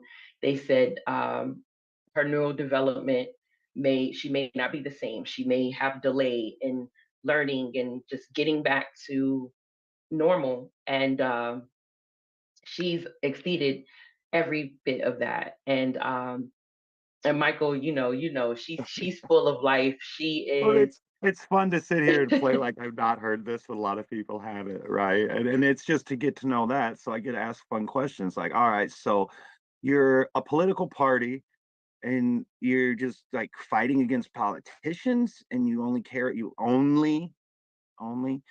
about kids? I mean, what else do you care about? What is there, like, principles and values that the UEP holds true to make a national impact? Or is it, the levels of the simplistics of helping children and the power of this as medicine? Do you got anything else in the arsenal? What else are we going at here? Yes, definitely. Of course, I care about children, and especially so many children that, like my daughter, that are born with diseases that they did not ask for, something that they had no control of, and something that forces them to fight for their life before they're even born into this world. So that is a very, very big thing for me. Just human suffering at all is a big, you know, thing for me, because to see anyone suffer and know that you can do something to alleviate their suffering and do nothing, to me, that's one of the greatest injustices of the world. And for us as a political party, there's so much politics involved around hidden agendas, personal interests, corporate greed, capitalism, everything we can think of that does not serve the people. And I feel that when you put people in a position of power to govern over you, there should be people there that are compassionate, that have a heart for the people, that want to do the right thing, and that want to do their job in what they're put there to do, and that is to serve. And to see that not happening time and time again, year after year, decade after decade, something has to change. And I feel that people have forgotten the power that they have, and that collectively there's so much change and so much good that we can do together. So those are things that I absolutely care about. And I also feel that there's so many of us that relate to that and that care about those same things. And children are one of our most vulnerable in society, as well as elderly, as well as, veterans that are also a population that we have seen endure so much suffering, and where cannabis has been such a great help to that community, and yet they have limited access to it. So those that are the most vulnerable in our society, I feel, should definitely receive the help and the access that they need, as well as individuals who have been disproportionately impacted by the failed war on drugs and the way that cannabis prohibition was used as a tool for mass incarceration and weaponized against specific groups of people and communities. So there's so many things that I could touch on that politics absolutely affects. And it's the wrong politics that we are seeing govern our nation. But if the right politics are put in place with the right people that are in position to drive that, that will make all the difference in the world around us. No, absolutely. And then, like, with that, because there's so many topics you can, and that's what we're here for, right?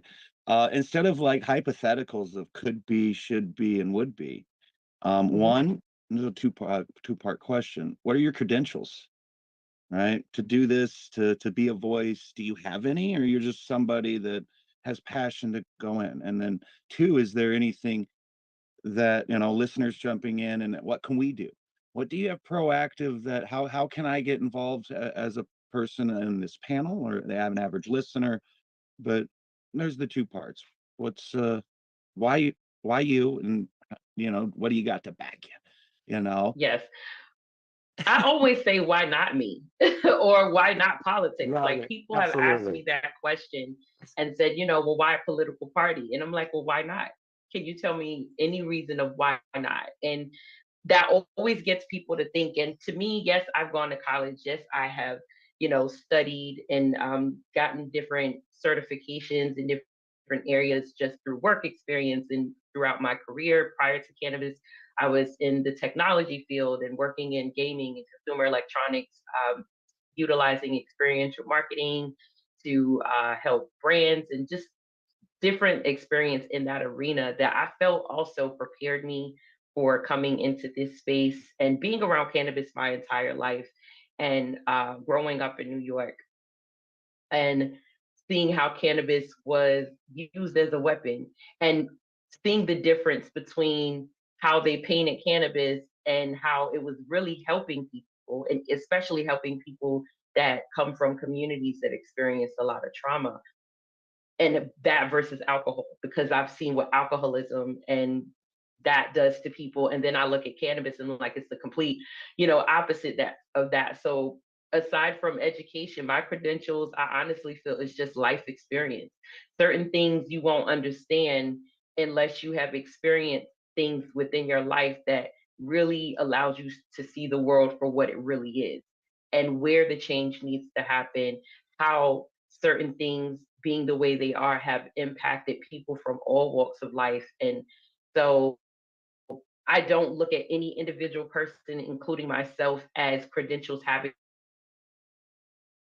to be a degree or being certified in different things. There's so much life experience that you can also take um, into looking at how a person qualifies. And so without that life experience and what I've gone through, in addition to the education, in addition to having real world experience by being able to build programming and community initiatives, volunteer my time for different nonprofit organizations and volunteering in juvenile detention centers, all those things allowed me to have a different lens from the average person because I've been in places that most people wouldn't dare to walk in. So that is what I feel has made me most qualified because I'm willing to go where most won't, and I'm willing to talk to people that most people won't even look twice at. And because I feel like every person, every human being deserves that opportunity for someone to see them beyond their circumstance and the position that they may currently be in.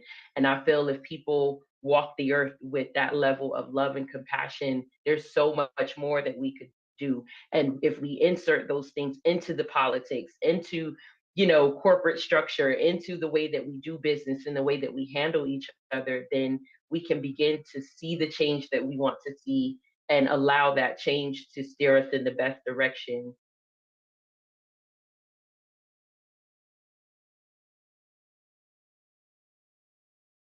No, I couldn't agree anymore on that. And you ended perfectly. Happily 420 somewhere, guys. It is 420 here. If you're just jumping in, we're going to make a little break. And this is the National Industrial Hemp Coalition's Hemposium. Talking with Sophia Ortiz-Mills. We have a whole panel of just agents of change, right?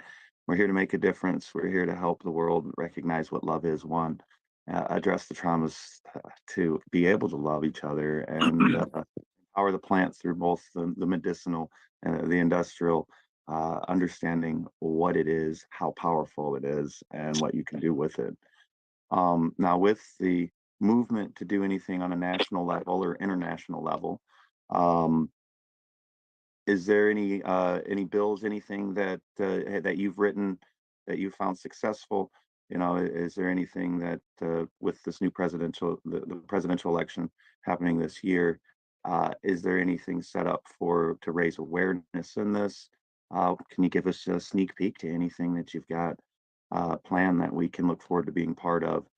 And then just maybe have some questions on to encourage the longevity of this interview. So, Yes, absolutely. So, one of the bills that I was able to co-write was the Cannabis Community Reinvestment Act here in New York. The CCRA is fashioned after the original Community Reinvestment Act that pertained to banks, in which banking is another highly regulated industry, and just pretty much took a lot of the concept of what the Community Reinvestment Act is and applying that to cannabis because in cannabis, we don't see enough. We hear about social equity. We hear about companies saying that they're giving back or that they want to give back.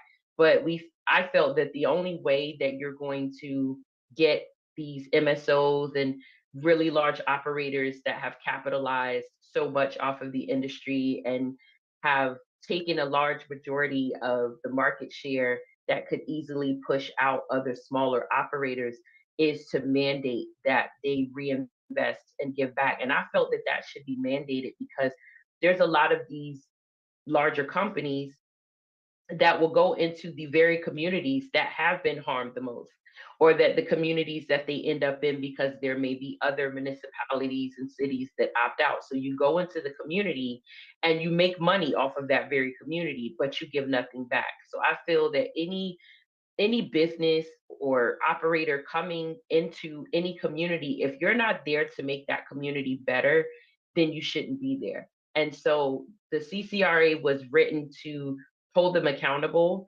to community reinvestment, not only having a plan, but where there's actual dollars that are going into reinvestment for the community. And in the event that they do not abide by those state guidelines, they would have 30 days to correct it.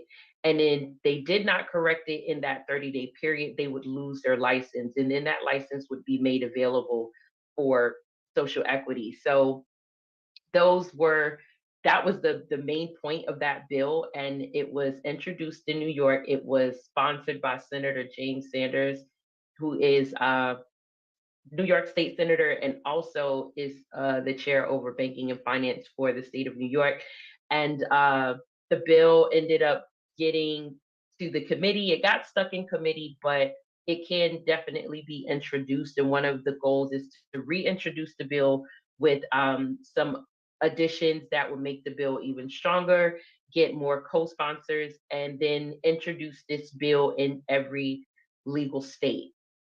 So that was one of the biggest milestones, and that's when we were known as the National Cannabis Party before we had to change the name due to not being able to get banking by having cannabis in our name. And so we continued to do work in other states, and then we went to New Jersey and worked with the New Jersey Cannabis Regulatory Commission and another small group, and was able to get the first conditional licensing program approved in the state for legacy operators, where they will allow legacy operators to get the opportunity to get a license in the state, whether they want to grow, whether they want to have a retail dispensary, or they want to process, they would have that opportunity. And that was passed in October of 2022.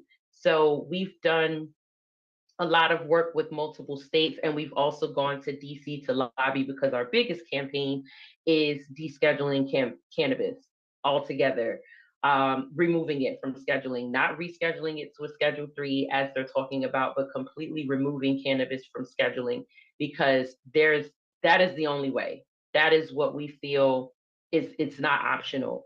And there's so much that will happen that a lot of the issues that we see, some of those things will immediately be resolved if we deschedule this plant. And that will allow, to me, to really open up the full potential of what this plant can do, all of it, not just looking at, cannabis, but also just all the things that hemp provides, and how hemp is going to revolutionize everything that we see today, from real estate development and construction to our clothing, the materials that we use where we typically use plastic, how we can replace that with hemp, how we can have hemp paper, and just so many different byproducts of the hemp plant that could help when it comes to sustainability and not using harmful materials that continues to harm our environment. So just looking at the possibilities of what it can become if we were able to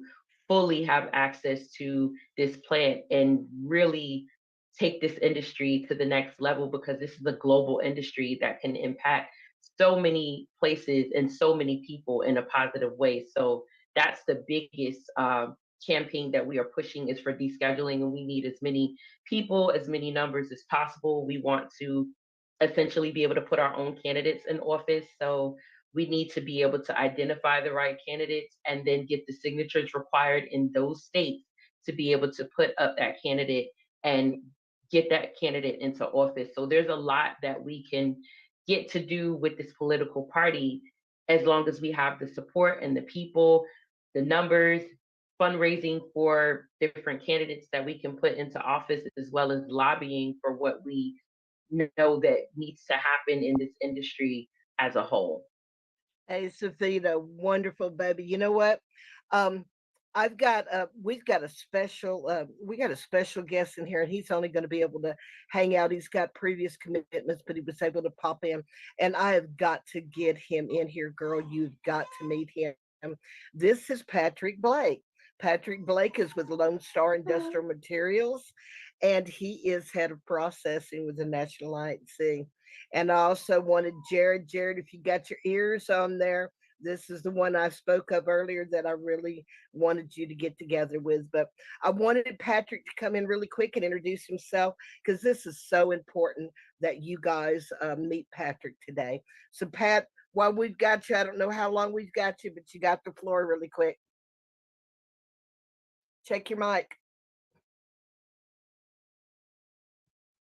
Thank you, Shonda. Thank you for the beautiful introduction. Thank you, everybody, for your attention. I appreciate it. I'll just kind of briefly introduce who I am and what we're doing, and can you give maybe a little brief overview and take questions. We've been in the hemp business processing specifically for about 3 years now. We've built a 45,000 square foot facility. We process about 1 million pounds a year. We have been developing the market as best we can. The biggest question has been, what are we growing hemp for? What's the end use application? At Lone Star, we started our cap raise back in 2020, and the state kind of got out of our way in late 2020. So 2021, we were building our facility. 2022, we were figuring out what we were growing for and what we were going to sell it for, what we were going to sell, and the use cases and applications. So it's been a real path of discovery. Just kind of nobody to copy from, no real examples that already exist out there. So it's hard for processors right now to get a standardized cost basis on anything that we produce simply because it hasn't been produced before. So we're breaking new ground, but we're here to help. Lone Star has got a treasure trove of knowledge here, just simply from experience, hitting our head and figuring out where to go next. And so with that, we focused on, not just supply chain contracts for big industrial manufacturing. And I do agree with some of the comments were made here when it comes to the real estate side. That's a huge application. The Hempcrete, Andrew, these guys are doing great work.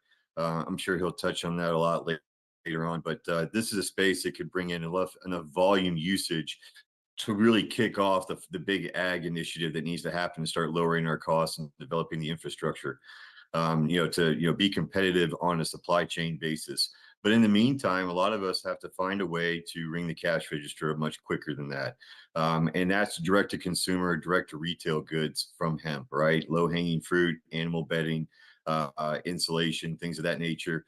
All for it. We need to all jump on the bandwagon. There's plenty of market space. For things of this nature. Great use case for our product because it's 100% sustainable, chemical free, antibacterial, antimicrobial, healthier for everybody involved, kind of regardless of the use case. And hemp on the fiber and the herd side, which is where we specialize in, is somewhat industry agnostic. So when it comes to bringing in investment dollars, this is a risk mitigated approach because there's no consumables. We kind of transcend a lot of the legal issues because when we grow for fiber and herd, we're only growing on a 90-day growth cycle. We don't even see the flower come into bloom. So no seed, no flower. So eventually, the state will regulate, the requirement to test for industrial hemp grows specifically and background checks on farmers. It's, I believe, part of the legislation that's on the floor currently. So I think that, we just need to continue to pump consumer knowledge, public awareness of, what's available now. Hemp, you guys all know, you're all, subject matter experts on this. How viable and eco-friendly and sustainable this product is. It just does so much good. I think that we just need to get, the consumers on board with just their knowledge base. I say all the time, it's just like, we didn't know coconut oil was so good for us until someone pointed it out, right? Corn oil and coconut oil sat on the shelves next to each other for years. and I passed it up until I saw a news article and said, oh, this is something you look at. And so when new alternatives are introduced into a market that they didn't exist before, it just takes a little while for for everybody to kind of catch on. But I say all that to say this, that I believe this is a fantastic avenue for anybody that wants to participate, whether it's on the medicinal side. Being a prior cancer survivor, I received a lot of great support from this community, in particular when it came to broad spectrum CBD and the other uses, medicinal uses. So I wholeheartedly understand where you're coming from on that. It was a lifesaver for me, improved my quality of life and my treatment. And so I believe in this wholeheartedly and all around. So whether it's the medicinal side or it's the industrial application side, I'm there to support in any way that I can. But my knowledge specifically falls in the lane of fiber and herd production for industrial application. We service the paper industry. We found a home in the craft paper industry. Obviously, construction materials in terms of insulation and hempcrete is also a big one for us. Plastics for injection molding. Also the absorbent market. If you go to our website, greenstarabsorbents.com, that's our outward facing brand. My alma mater being in the oil field. I went back to see what I could do to be a proactive engineer and try to provide the patch with something that they obviously need. So we provide what's tantamount to a fire extinguisher on the drill site for anything oil spill related. And it's all hemp based. It's all sustainable. It works extremely well. And the biggest point we like to make is that, compare the hemp based products to what's currently available. And before you even look at, the green eco-friendly side of it, carbon sequestration and all the other ancillary benefits, it always just stacks up on a performance basis. Look at the tensile strength of the hemp fibers. Look at, the heat resistance that it provides. Look at, there's just so much that we can go into in the specific markets themselves. But hemp is a performance additive. We just need a little time for the market to kind of catch up with our knowledge, and I will continue to produce products, continue to refine the market space, and push these conversations with the big box providers and the big manufacturers. But before that happens, I encourage everybody just to find something that's direct to consumer, something that's easy to provide proof of concept, and then it's easy to find those investment dollars when you've got the horse before the cart and you've got a little bit of revenue coming in. So I guess with all of that, I'll kind of close and just open up the floor to questions. Well, really quick, I'm going to bring Jarrett Burke in here because let me add him in here. Jarrett Burke met Patrick Blake. You guys Hey, are Patrick. going to have a lot of talking. He's not going to be able to stay long, Jarrett, but I wanted to give you guys the floor. Safita, I am going to keep you right there, girl, because you still have the floor. But this is one of these try to flow as we can. So you guys go ahead and chat for a few seconds before Pat has to jump out of here. Yeah, absolutely. Hey, Pat. Really nice to meet you today. And sounds like you're doing some amazing stuff down in Texas there, and love to network as much as we can and see what we can do there. Yeah, our door is open to you, Jared. I mean, feel free to give me a call offline, and we can talk about any hurdles that you're seeing that maybe we've already dealt with. We've just honestly, man, to this point, we've survived. We've done a good job sourcing capital. We've done a good job putting our equipment together. It's unique.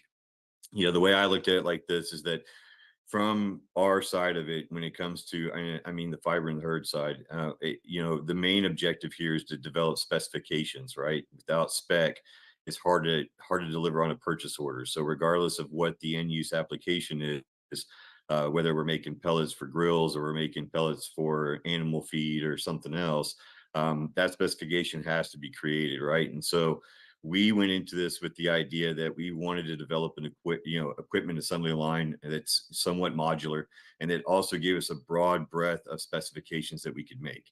We were less focused on output and more focused on how many variations of fiber and herd can we come up with, and what are the use cases for that. We felt that having the ability to create a broad a broad range of specifications with the fiber and herd, allowed us to play in as many markets as possible, right? Whether it's memory foam, which we were working on, we've got something, we made a 30% memory foam, out of this, just so that the mattress companies, pillow guys are all interested in that. But these use cases are only available, and these opportunities are only available to us if we can, produce 50 micron powdered herd, and that's not really that easy to do, I'm sure you know. So we're we're in the path of self-discovery, in the fact that, okay, we're looking at trying to lower costs so we can be competitive in the market. We're looking at trying to figure out how do we accelerate sales growth. When you're bringing something that hasn't existed before in that marketplace, the lack of knowledge from your buyer is, a death stroke in a lot of cases. So what we've done is we've identified things that hemp can compete with directly, that already exist in the market space, made competitive products. So, for example, like our straw wattles is really popular in the sediment erosion control space. And so looks like a big boom sock, and it typically is filled with straw. And it's used to dam off storm drain filters, and also provide sediment erosion control in like a silt fence. And so this is a market that's, really big. And so what we did is we created a replica of the straw wattle, but using hemp as the medium. And we're just now selling boom socks and wattles. It's not a hemp anything, right? Like the hemp distinction is not always important when we're trying to, trying to get product into the market. But I say all that to say this is that, we, to try to accelerate that, bring on the cash register, we're trying to find products that already exist, so we can just compete with something that the customer already is aware of, right? Or already buying. I love it. And yeah, I think love to understand a little bit more on some of the different specs that you're generating right now, and different lengths of the herd, and even on the bass fiber as well. I have a specific spec that we're looking for right now on the for paper manufacturing, for paper and paper products. Yep. So there's a We make specific. paper products here at our Cush facility on the East Coast out of hemp, specifically 100% hemp paper. We mill the hemp and make it all in-house. Fantastic, man. That'd be really cool to see. We're working with a paper company out of New York. We spent about 14 months to 16 months to developing the spec. It was slow going. Obviously, this is something that, this mill was not focused on originally, but obviously saw the opportunity with the availability of supply. It just took us a while to figure out how to get the processing times down to what was economic, right? In the beginning, we were providing fibers that were 4, 5, 6 inches long. And the Hollander beaters that we were testing with, it was an 8-hour process to get it to go through the machine the way they wanted it to. Through a lot of time and communication, we were able to develop a specification that got that same 8-hour runtime down to an hour and a half. And that's what allowed us to secure that purchase order, was, the time to develop that specification, to find the economics, because it wasn't going to come from the price per pound. We all know that, hemp is typically the more expensive alternative to things like plastic and paper, especially. So we had to find the advantage in the processing time, and that came with a lot of, that back and forth. So, congratulations on your process there. That's awesome. If we also supply and white label all of our paper products. So if anybody has any want or need for any paper products, we make everything from like plain hemp paper, for all of them are smokable purposes, obviously. So like blunt wraps, rolling papers, things of this sort. We also do regular paper and rice paper, if anybody has interest. Brandon, are you guys doing any paper bags, or can you do boxes, like to-go boxes? I have suggested this, but the process of making packaging materials versus smokable papers is entirely different. And to tool up the factories to be able to do that would be somewhere in the range of like $50 to $100 million. So they haven't decided to make that step yet. Fair enough. Fair enough. Good deal. Amazing. Oh, Pat, I'm so glad we were able to get you in here today. Guys, any final questions for Pat? Yeah, about carbon credits. If you could elaborate on carbon credits with fibers and processing facilities a little bit. Yes, not being an expert, I'll paint some broad strokes here. The carbon credit, there are a few different firms that specialize in tracking carbon credits, and essentially what has to you have to have a few different components. It's you have to have quantification, qualification, and then permanence are the three mainstays that we see are necessary, right? So the qualification is registering the carbon credits, obviously the latitude, longitude, the measuring of what the biomass was produced. There's formulas that are, I think there's two standardized formulas that are typically embraced by industry that we would adhere to, but basically it's based off of the yield per acre, right? The tonnage that we were able to harvest. So you'll get a carbon sequestration number, a number of tons based on your yield. And then we'll track that to our processing facility. Now, you can't really issue a carbon credit by just growing biomass. You have to provide the quantification. Now you have qualification is the tracking process.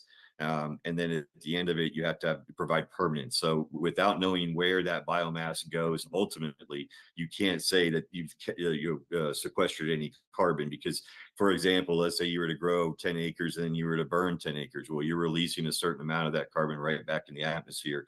So it's not necessarily a direct one-to-one, or you can't adhere to the formula. So what we do at the, at a processing level is we track it from, the growth stage, where, how much, how it got to us. Every step of the way, we try to provide a more refined level of tracking and at a higher level of detail. And then so at the end, we try to say, okay, well, this number of tons went to hempcrete, this number of ton went to whatever the end case was, and then we could provide permanence at that point. So once all that is completed, then that carbon credit is qualified.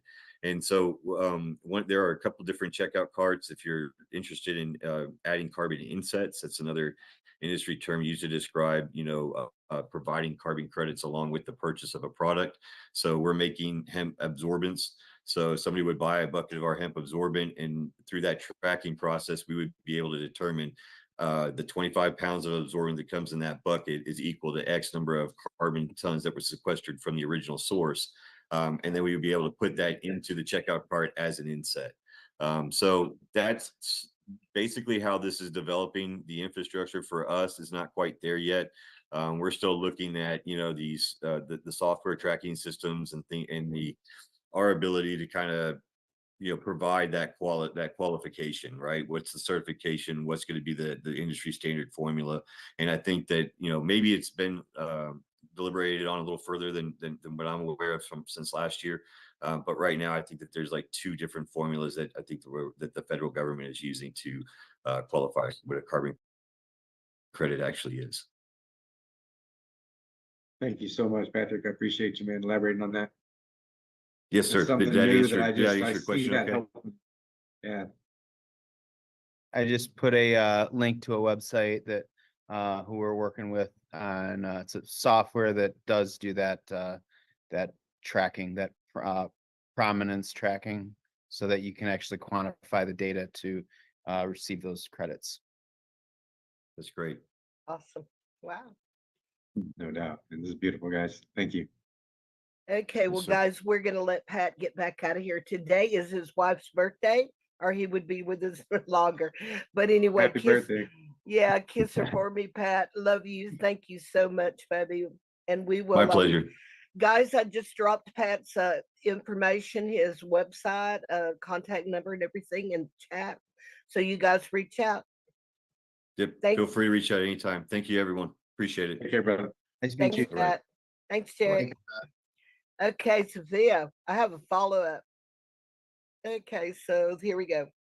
She's probably still off on break, but this is what I want to know, girl. I want to know, how do we join the party, and how do we get seriously involved as far as not financially supporting it, because the coalition's still kind of struggling as a privately held nonprofit and all, but how do we get involved? How do we step in the middle of this and make sure that nothing else? I mean, we got 50 state pages. We can send some serious social media out.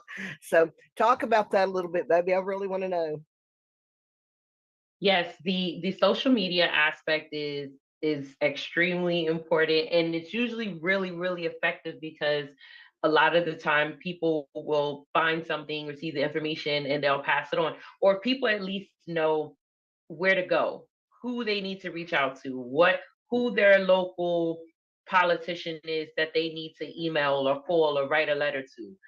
Because by law, every elected official has to respond to you if you reach out to them, whether it's someone from their office or it is them directly. Someone has to connect with you in order for you to be able to connect directly with that politician. So being able to give people that information and pass that around, and creating the verbiage, templates, things like that, that we can make it simple for people so that we can get as many people activated as possible, is the most important part of getting all of this work done. Of course, you we are in the same boat trying to, do fundraisers here and there, get people to support, but support is not just monetary. It's so many other ways that people can support us, and that we can support organizations like yours and others that are out there that are doing great work. So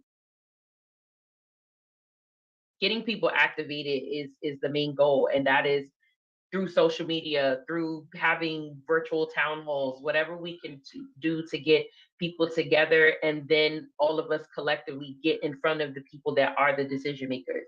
Whoever the stakeholders are in each of these states, we need to know who they are, and we need to start pressing on them about the issues that need to be reconciled and the things that need to be done, especially for those who have promised plenty of things. We see a lot of pandering going on every election year, and it's not going to be any different this year. So as we are in this election season and looking to elect another president, we need people to understand who the candidates are, what platform that candidate is running on, and seeing who we as a community collectively would support based off of their history, what they've done, what bills that they have supported, what bills they have sponsored. I think us being able to do that research and dig and find those things, and then put it on social media or where it's easily accessible to people, is going to be really important. So as much help and support that we can get there, doing PSAs, things like that, I think is going to be really important, because the information is needed. Education is a huge factor in all of this, because most people just don't know.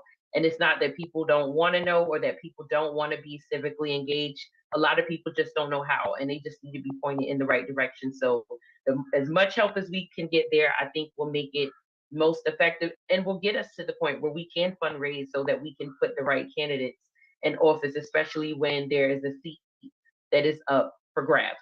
So that's where we need a lot of help and support, and people can get involved by going directly to our website. They can engage, which is www.unitedempowermentparty.org, and then we are at United Empowerment Party on Instagram, and connecting with some of our team members. Michael here is also a very great resource to get in contact with, because he tends to put a lot of pieces together and talk to a lot of people when I may not get the opportunity to speak with them. But people can also directly connect with me to find out where they can help, where the support is needed, and where we're going to be next, where we're trying to do a big major activation to get people activated. Wow, amazing. Okay, guys. Anyone have any questions for Faceta? Oh, there was that baby girl. There was that bring that baby girl in here. I knew she would pop in here at some point. Bring that baby girl in here. We want to see baby girl. Oh, where did she go? Say hello. Hello, hello. Hello, hello. Hello. She's showing all the teeth she lost. Oh, that's awesome. That's metaphors. It is. It is. Sign of the butterfly. Any moment now. Poof. Mama's going to be having to find a shotgun. Yeah, it's already ready. Yep. Babe magnet on the way here. Okay, wonderful. Well, guys, anybody, any follow-up comments or any more questions or?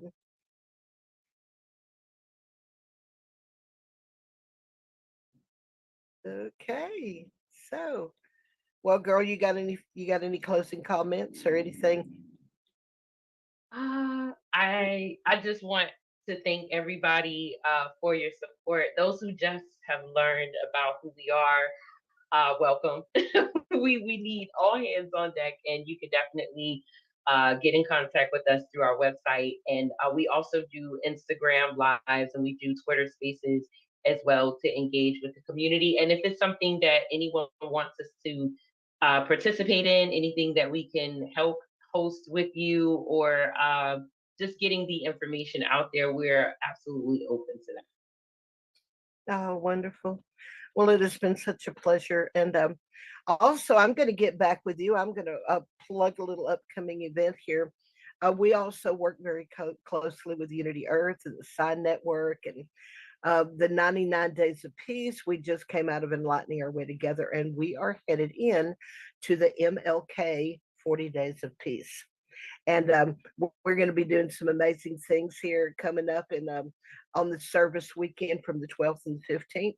And I would like to reach out and see if I could drag you in there so we can spread some news back off into the peace movement as well. Yes, absolutely. I would love. Okay, baby, I will be back in touch with you. Probably I'll drag Michael in, let him go find you for me. Okay, guys. Well, Michael, any last comments, guys? I just wanted to tell her thank you, Sophia. Appreciate all your knowledge and sharing a little bit about your life with us. Absolutely welcome. Thank you, Mike. I'd like to just say thanks to everybody. It's been a really nice thing sitting back and listening to everything everybody's had to say. And seeing all this come to action has been a very uplifting, heartwarming experience. I know, Brennan, it is such truly exciting. By the way, y'all, Brennan is not only the president of the National Industrial Hemp Coalition, he is the Oregon State Director, and he was the first state online after the founding state here in Texas. And it was Brandon that has been here many years and actually helped us to nationalize and go national. So Brandon is a very special place in my heart. So much love, Brenda. Thank you for being here and support today. And I guess, Michael, you got somebody to introduce. I guess we're straight up, we're getting close to 5 o'clock here. Bring on our next session here. Oh, absolutely, absolutely. Yeah, like Brandon said, it's been amazing to be here and experience, the background stories of who and what's what, and to have presidents and directors and just Shonda, what you've set up. The more you guys don't know about the National Industrial Hemp Coalition, stay with us. You'll find more. You're gonna see the things that we're doing, and the people are unbelievable. So that's why there's a Hemposium the first Saturday of every single month, because that barely contains it. With what we have left here is another 2 hours of the actual industrial application through Natural Building Conference. A majority of the world is unaware of the true power of the plant, especially the medical users at the recreational consumption level. It's amazing the gap that needs to be bridged, yet those bridges have been built and out of hemp. So it's unbelievable. The Natural Building Conference is part of the Natural Builders Network. And today we've got Andrew Hancock, who is the president of Built for the Future, here to talk to us about what can we build with hemp and how can that affect the world. So if Andrew, you're ready. Thank you for joining. We'll go drag Andrew in here, but before we drag Andrew in here, I'm going to drag somebody else. We cannot forget the amazing Keith Spence. Keith is chief of operations of Earth Mother, and Earth Mother is kind of like the oak tree of all these 13 branches, which include the National Industrial Hemp Coalition and Built for the Future, the Natural Builders Network. And Keith on a daily basis is right here helping me drag everything around and get stuff done. And I just wanted to I wanted to make sure we mentioned him before we move on. Keith, much love, and Michael, you've been absolutely amazing. You guys just been rocking this today, and then this is our dear friend Andrew Hancock, which is previously also Texas State Director, and he is going to be moving to Washington to take over Washington State. And Keith will has just moved back to Texas. We're just bouncing state directors all over the place. But anyway, Andrew, maybe you got the floor. Come on in. Well, hello. Thank you, Keith. Thank you, Shonda. Thank you, everyone. Been wonderful hearing everybody and their adventures. So we've got our adventures of our own here down in Texas. I want to preface everything by saying I am just a man. I am really no expert on anything. I have done what I needed to in life to get to where I am. I've had a series of paths and passions,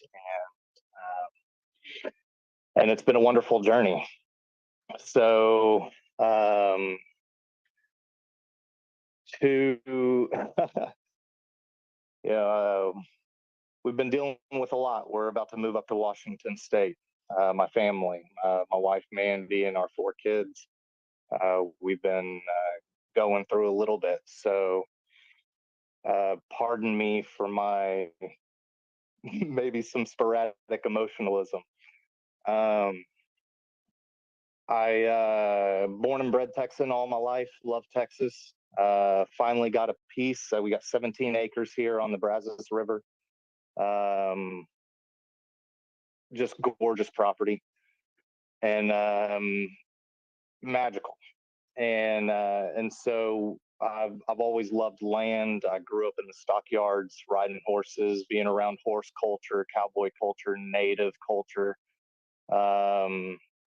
pioneer culture, and so my parents were the owners of a historic bed and breakfast in the stockyards. We had people from all over the world visit, so hospitality and service has always been a part of me as well. I spent from 15 to 29. I was in the service industry, worked at chains, and then wound up going into fine dining, and really taking a passion to service and really caring about it, and then learning all the finer things in life and being exposed to it. And I fell in love with wine and the growing of wine. I've always been attached to the land, so I love the viticulture. I love the viniculture, the wine making. I love brewing beer and brewing wine. I love tending to the earth and seeing what it produces, making things from what it produces. It's bountiful. It's creation. It's always giving if we just nurture it and steward it. And so spent my time in the restaurant industry. Sorry if I jump around, just a man. And was in the service industry, met my wife through that process. Beautiful creature. We started having children. I wanted to get out of the service industry. I went into wine sales for a while and was a rep for numerous independent winemakers and growers. When I got into fine dining, I got into opening up mom and pop restaurants. So really just the local aspect of everything. I fell in love with the passion of everyday salt of the earth kind of people creating their dreams and visions. And so at the top of my game in that, I helped open up a restaurant in Fort Worth that was Bon Appetit's top 10 restaurants. I was with them for 7 years. I love creating systems and helping instill systems of service. And then so started selling wine, mom and pop stuff, and then didn't make much money with it. So I had to give that up really quick. And then I started working with my wife's dad, who ran a construction haul-off company. And so I was outside first summer. You have a breakfast, and then the heat of Texas hits, and you're keeling over. But I got right back at it, and he knew then, my father-in-law, Chris, who this cabin behind me is for. We I started working construction haul-off. I worked for him for about 3 years, and just saw all phases of construction, learned the industry pretty well, talking with builders, talking with the homeowners, seeing all the inefficiencies and the devastating effect that our waste has. I have always been a fan of alternative building. The adobes in the Southwest have always called to me. Big, thick walls, the clay. Love playing in the mud,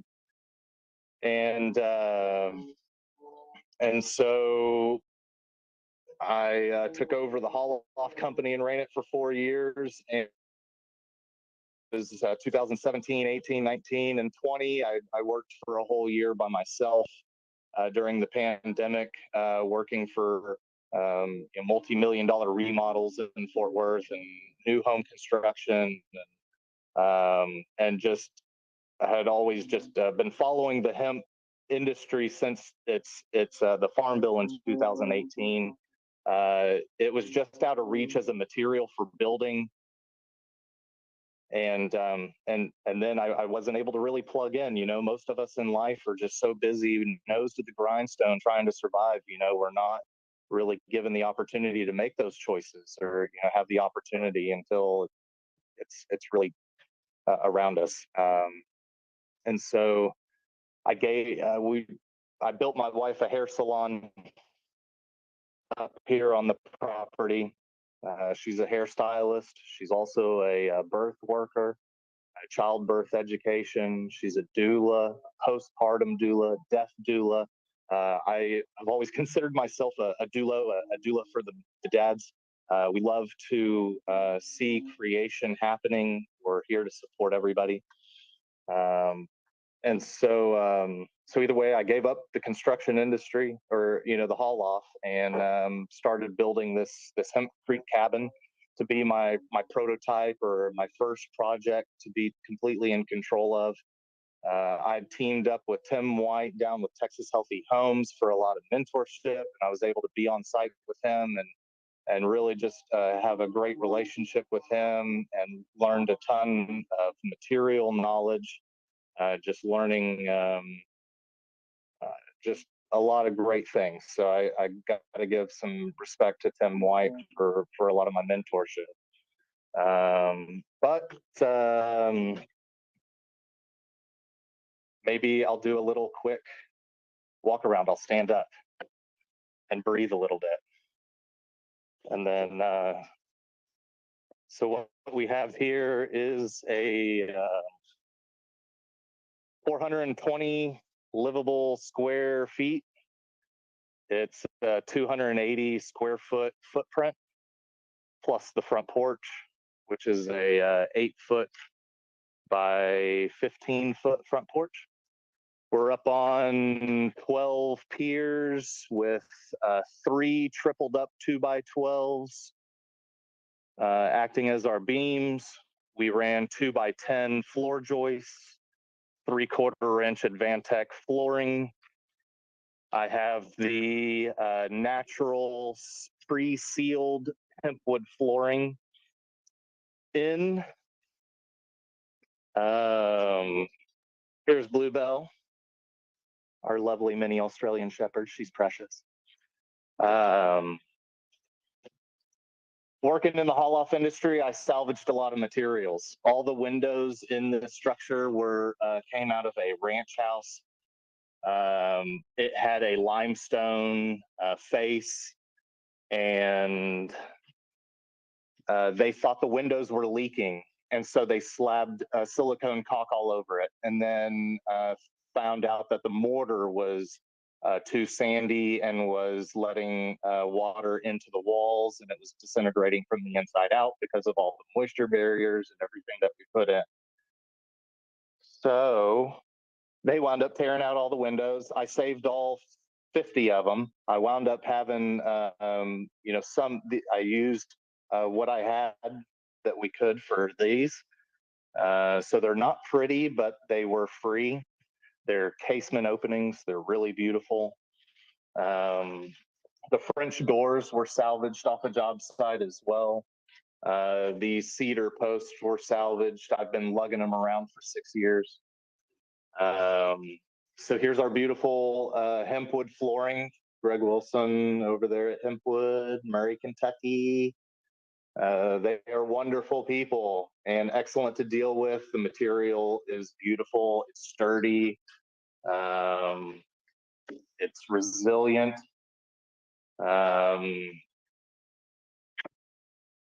It went in really nice. We wound up using a adhesive and cleats for it. Since we are, and then let's see here. Hi, everybody. Normal cabinets, sorry, didn't really have a great option on that. You know, we always, we make compromises sometimes. This was a custom build. We had certain parameters we had to meet. You know, I've been following a salvager down in Texas, Tiny Texas Homes, and he builds little tiny homes strictly out of salvaged material, which is just beautiful. Brad is his name. And so we have a 8 to 9 inch thick hempcrete wall. We did interior stud work, 2x4 framework, center stud. So we have about 2 to 2.5, 3 inches on the sides of the walls, wrapping around all the framework, and left us enough meat on the other side of the frame to have really great adhesion and connectivity. We did a base coat of lime plaster on the walls and then finished with a clay plaster from American Clay. We did non-pigmented just because we really liked the look of the natural color of it and all of its beauty. I'm up here in the loft now, 140 square feet.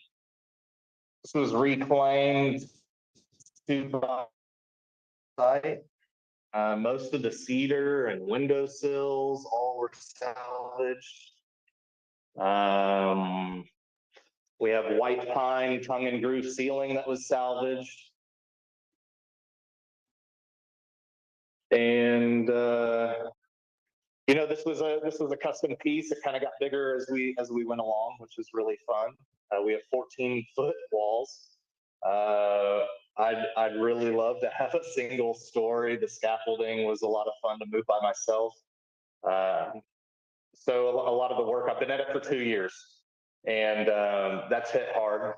But I've been kind of a one-man show. I've had some help. Carrie Hemp, Kika have been here helping. Darren Del Toro has been here that helped us with the plaster.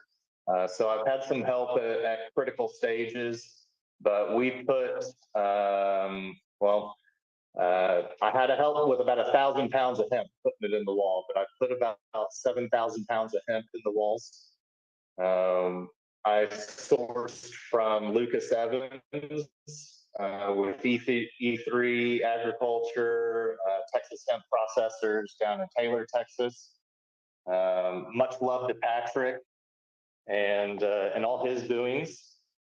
And let's see, I sourced from my local lime plant. We have a great high calcium hydrated lime.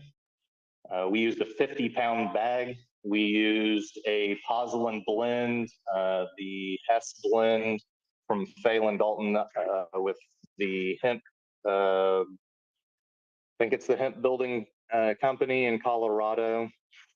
He had a stash of pozzolan for us in Austin at a brewery, Friends and Allies Brewer. And we were able to go down and pick up our pozzolans. So for every 50-pound, our mix was a 50-pound bag of the hydrated lime to 1 bag of the 6.5 pounds of pozzolan blend. I don't know that secret sauce. And then we did 50 pounds of hemp. We had a slightly larger hemp than some of the European standards, like the Cannabat that a lot of people are going for. And so we had less surface area to cover with our lime. So we had a lime heavy mix, and but not crazy heavy. And but we got a good coating on all of our hemp herds, and that's really all that you're after, is that no matter the sizing of hemp that you're using, as long as you're able to get a coating on all of the hemp so that it connects, then it should be good. So so little adjustments here and there. A lot of what I went out for was, what can the layman use? I'm just a man. I'm just a dad. I'm just a husband. I wanted to provide a safe home for my family. This was going to be my practice home. We had cleared some land up there on the bluff for our forever home, and so I just and I want to connect the dots. I want to bring in my local community. Patrick, at the time had a lot of his herd contracted out, the oil fields, and so he wasn't able to supply us. Lucas is a small processor, farmer. He's doing lots of great things too down here in Texas, a land-oriented man. So, we worked with him. We were open about what kind of herd we got, and there were times where he made it right and had to bring me some more herd. There were times where I had to on-site, by myself, do some adjustments to it.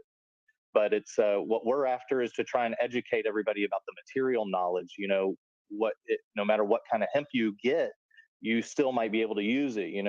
It's understanding what we have, and then it's great that there's those that are producing standards, that we don't have to worry about stuff like this, and make it work.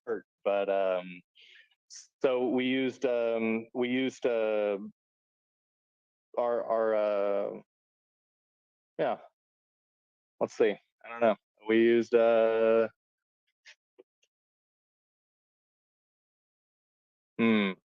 drew a blank there.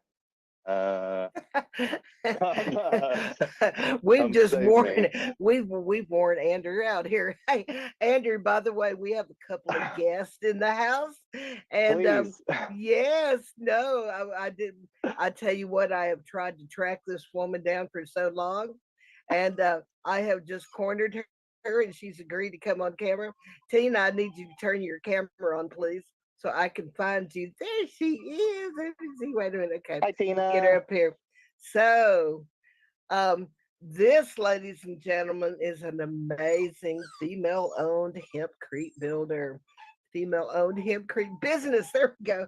But anyway, Tina, you got the floor. Tell us what you're doing up in Kansas and the amazing country store we saw you put together up there. Check your microphone, baby.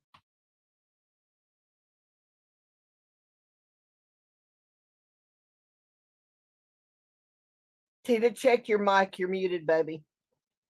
Hi. Hello. I'm in Nebraska. Actually, I am in Denton, Nebraska, which is a beautiful little village of 189 people. But we are in the same county as Lincoln, Nebraska, which is our capital, which is where I lived for the last 22 years of my life. And yeah, I'm really happy that I was able to circumvent a lot of commercial building codes in order to get my project off the ground because of this location. We call ourselves Shadow Lincoln because we're just about 6 miles down the road, and we've seen about 12 developments go up between here and there in the last 2.5 years. So we're going to be absorbed by Lincoln here in the next year or so, but that's even better for me because I've been so lucky to have the best people around me and have some of the best, unfortunately, very hard lessons to learn in our industry, but I'm still such a baby when it comes to this stuff. I am retrofitting a 1911 general store. Well, the hempcrete bricks are in, and it's been an amazing opportunity. The biggest thing that we had for issues was getting the plumbing. We just got approval for our plumbing to go through this month or last month. With the store did not have any plumbing going to it, and getting the Village of Denton to work with me and get to that was probably the biggest hurdle, which honestly, if that's all I have to deal with, then it's great. But as far as the hempcrete building, I actually was just at the state capitol today for a couple hours. There's a display right now. Nebraska is a very anti-cannabis state, unfortunately, and there is some actually legislation on the table right now where they're trying to classify hemp in all its forms as an illegal substance, which is scary for me as a builder, because that would mean I wouldn't be able to use it. I don't think it's going to pass, but it's a scary time in Nebraska for hemp. Okay, you need to elaborate on that. I have not heard about that. What are they doing, Tina? So I don't know if you're familiar with our former governor, Pete Ricketts. He had, in prior years, we've had a medical ballot initiative where during COVID, we gathered 193,000 signatures. This was during COVID. And we only needed 180, I believe. And it was actually taken to courts by our Lancaster County Sheriff Terry Wagner after we collected all the signatures saying that it was unconstitutional, and they won. So we're back at it again, and they're back at it again, and they're trying to classify all things marijuana related as a controlled substance. And I'm not sure where building materials fall in that, but anything, that comes in that radar gets me a little anxious. So that's kind of where I'm at. Well, a follow-up question here, baby. How are they going to pull that off when Hemp-Lime construction just got put into the U.S. Building Code? It's a state by state. Oh. Yeah. So dealing with the powers that be in my state is a very scary thing. It's actually why I got into hemp building in late 2019. It was because I was tired of beating my head against a brick wall with cannabis legislation here in the state. We've had such a struggle. It's insane, but the Ricketts family owns TD Ameritrade and a bunch, and their biggest backers are pharmaceutical industries. I mean, we're trying to get the death penalty back, and our governor imported actually illegal execution drugs in 2018 to carry out a death penalty in our state. I mean, it's a scary climate here in Nebraska as far as cannabis goes. Well, I'll warn you, baby, you are live streaming on the the Nebraska National Light State page right now. So maybe we'll see who sees this. But anyway, thank you so much. You want to add anything else? Have you got any pictures? I've been so inspired by Andrew and Danny.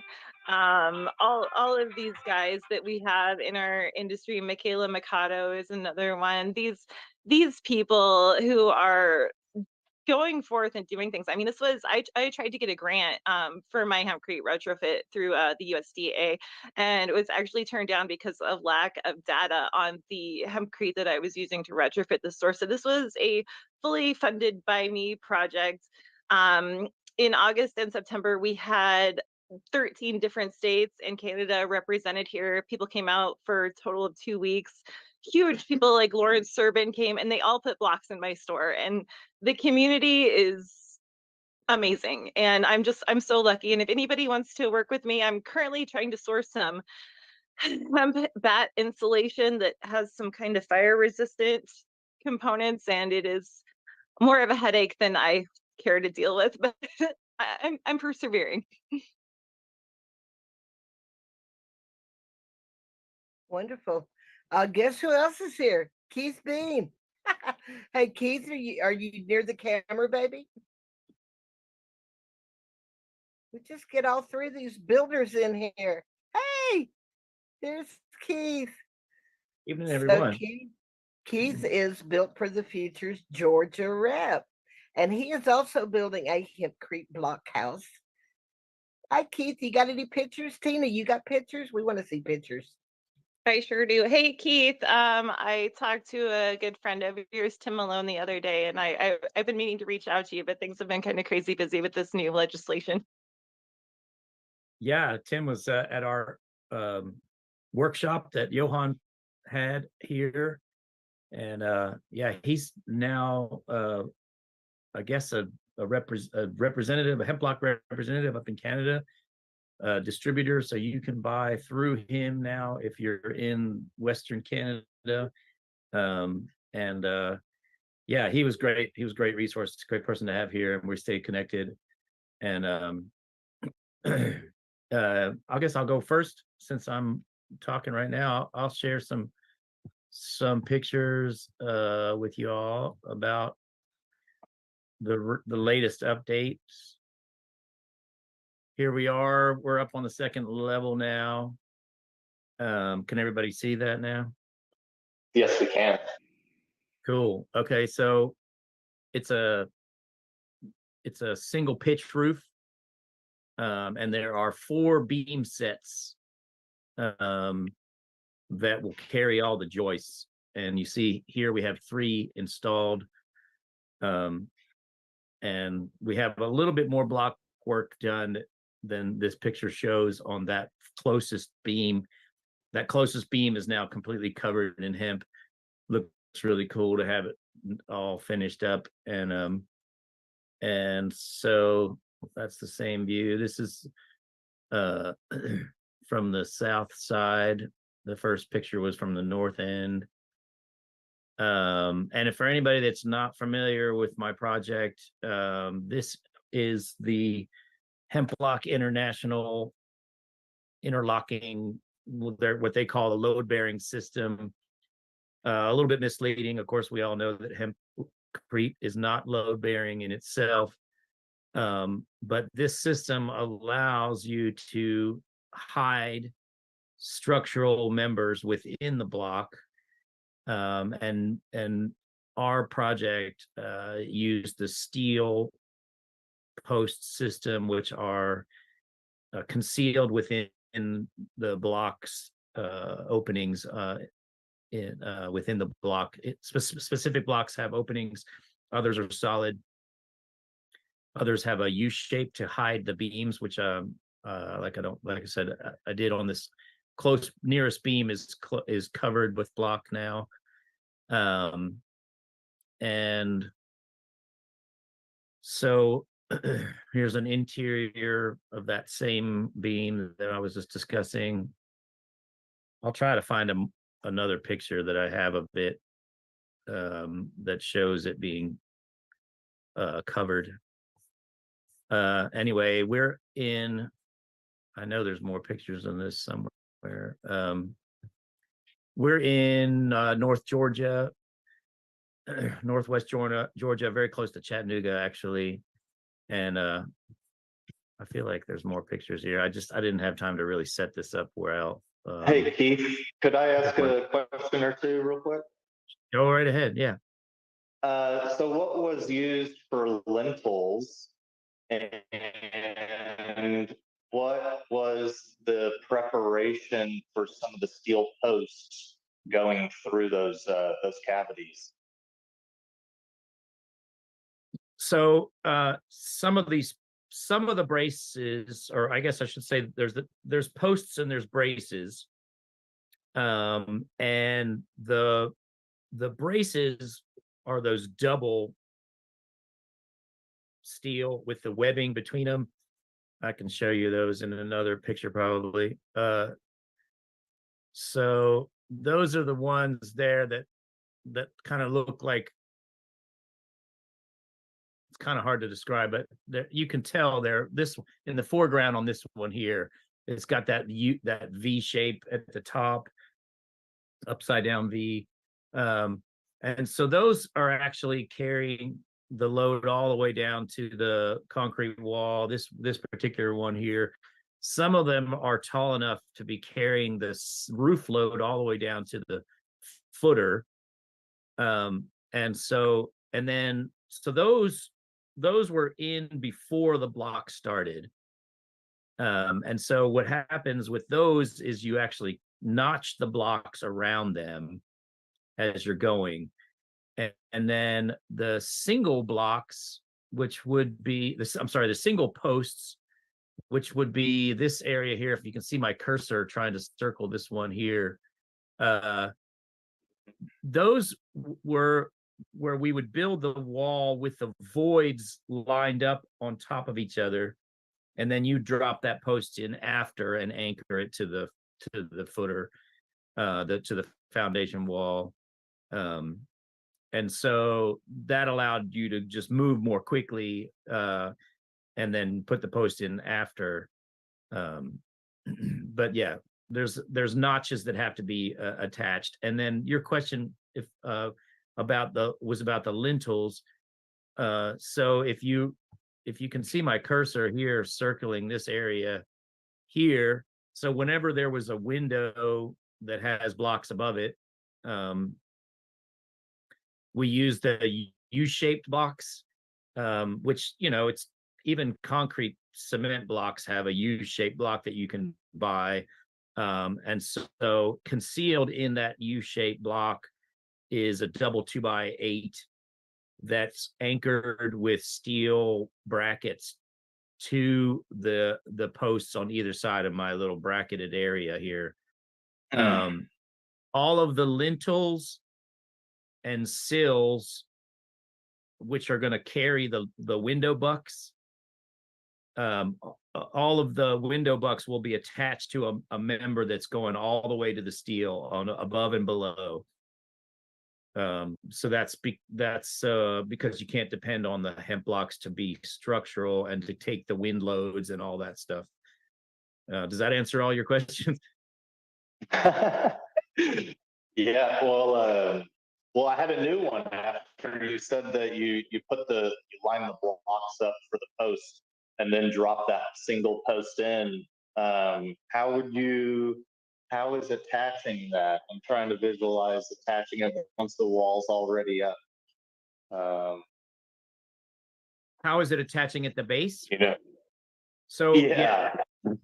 I got you. Good question. So within the foundation wall and in the footer, like if I could show you, like down here, if you can see my cursor down here at the bottom of this black post, that's all the way on the footer. But then again, on the foundation wall, we embedded steel sleeves that were anchored in the concrete to the specs of that wall. And so there was a sleeve that post was ready to be received by, and then there's a bolt hole. And the way we access that is to make a little trap door. We end up calling it a little trap door at the bottom of those posts, so you could get a wrench on either side. And we got pretty good at it. We got it to where a lot of places we were just making an 1.25-inch paddle bit drill hole through it. And then the rest of the story, and this will be interesting maybe for anybody who's not familiar with the system, and I probably explained some of this in my last demonstration, but after those walls are built to the height and the columns are in, the posts are in, then we backfill that entire cavity, that entire void we fill with a lightcrete. I don't know what else to call it. It's 5-to-1 vermiculite or perlite, I'm sorry, to cement. So by volume. So you have a 1 5-gallon bucket, or sorry, 5 5-gallon buckets for 1 5-gallon bucket of cement, and put into the mixer. and then when it comes out, it's kind of like aircrete when it cures up, and what that does is it locks the interior of those hemp columns around that post. And we do the same thing with the lintels. We actually attach little large head screws along that whole double 2x8 I was describing, and then there's room around that whole assembly for that cement to go in and fill that whole void and make it a solid. And it doesn't have, are the posts treated? You know, a lot of the discussion has been, you know, using lime against metal, having the reactivity of it. A lot of the Let me interrupt longevity you of some of. Yeah, Go I'll ahead. interrupt you because there's no lime involved in that section. The posts are primed, so they're painted with a primer, but they're not connecting direct contact with lime at all. And the only time the lime will get introduced is when we start plastering, and all that will be encapsulated at that point. Perfect. Yeah, that's a really cool system. Kind of real post and beam ish. You know, as a lot of woodworkers, you know, we've been leaning more towards the timber framing, being able to get large expanses. That way we can have more continual wall material together. So it's a neat system to see. It is I like it. And, you know, there's pros and cons.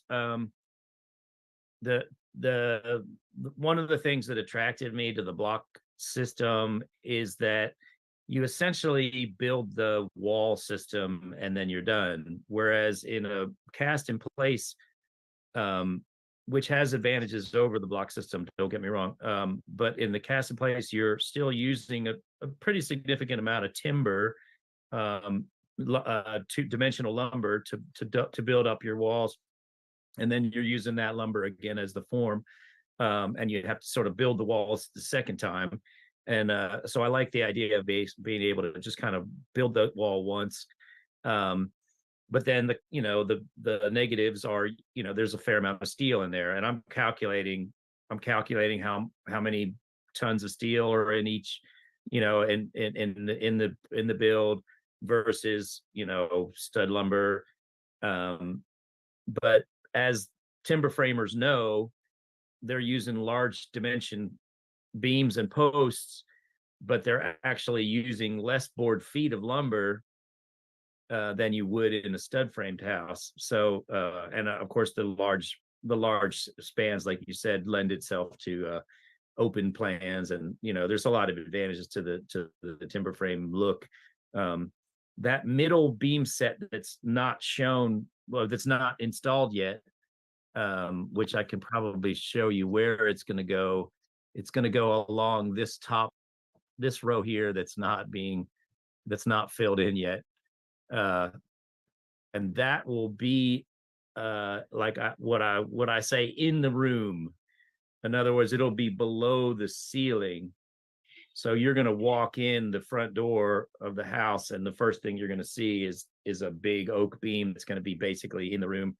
The ceiling will be resting on top of all of these beams, but in the case of the walls, they'll be pretty much in the exterior walls. They'll pretty much be concealed, and then but the one in the middle there will not be concealed. So you're going to basically see a continuous beam across that whole section of the house.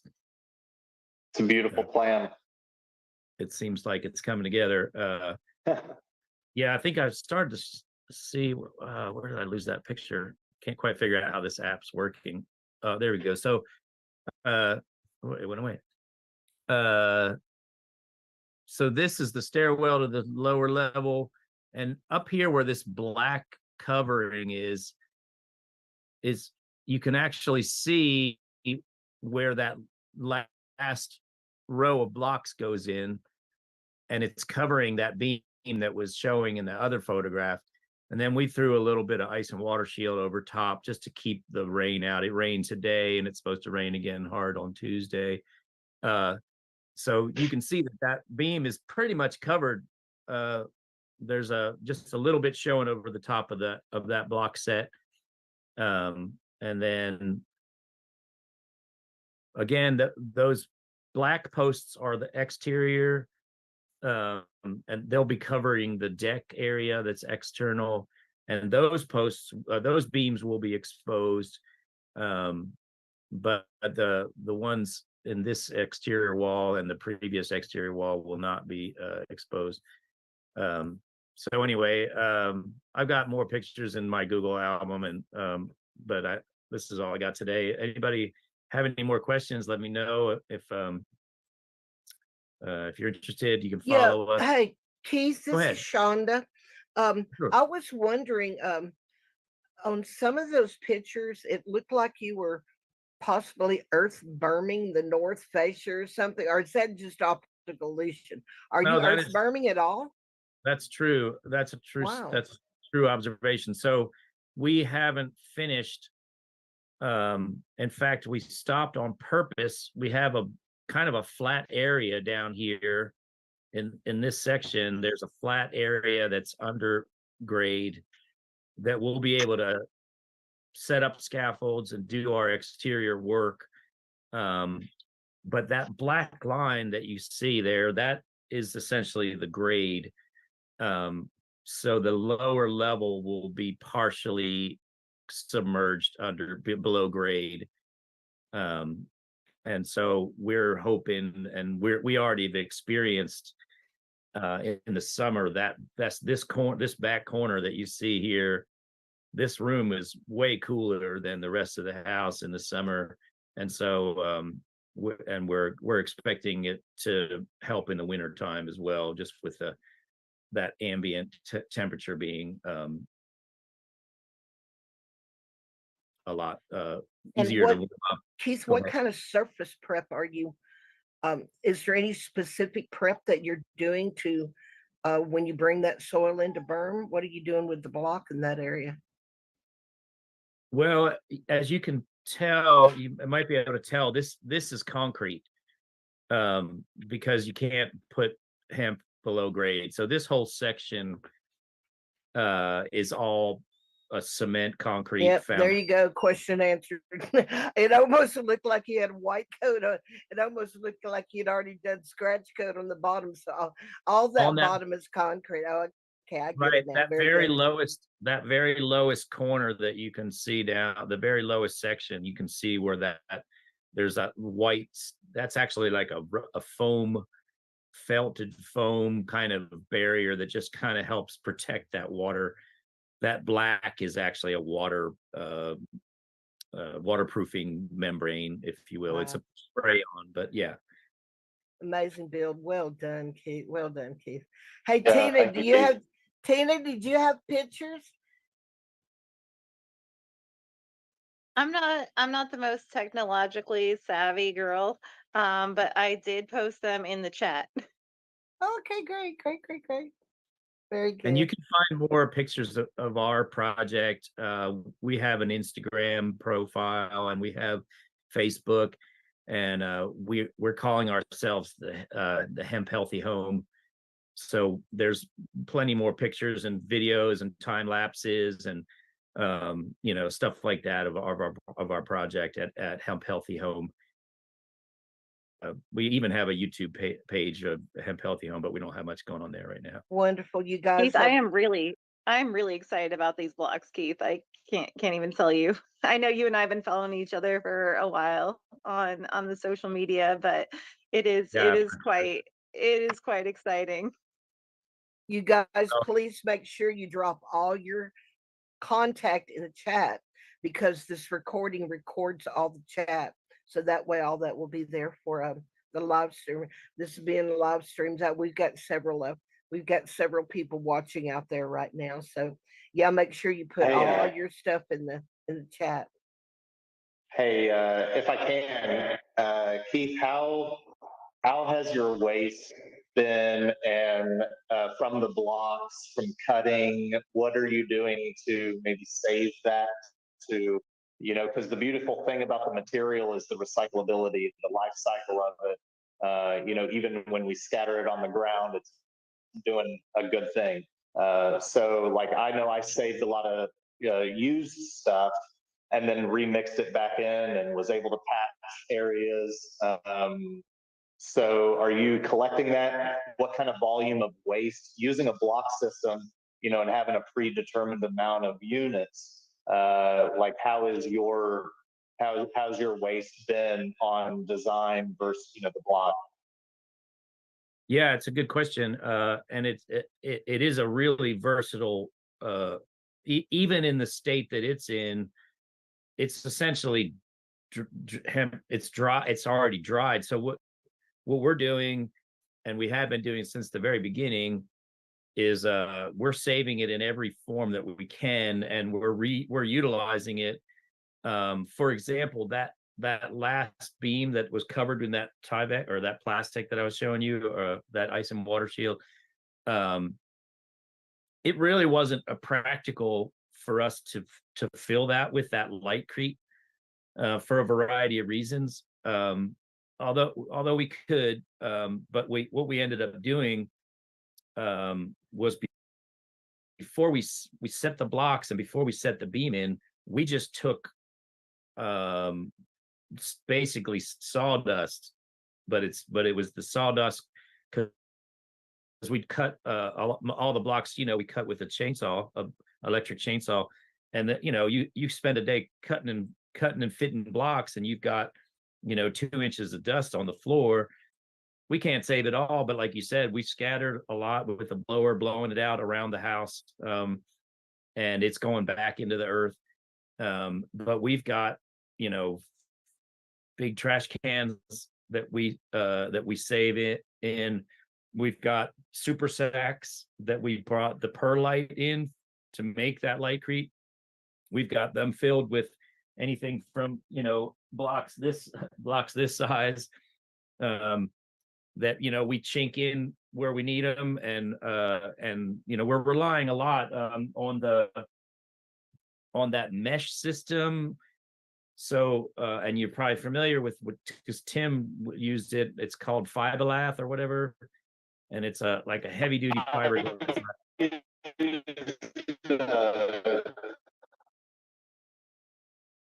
We didn't catch that. You broke up on that last comment.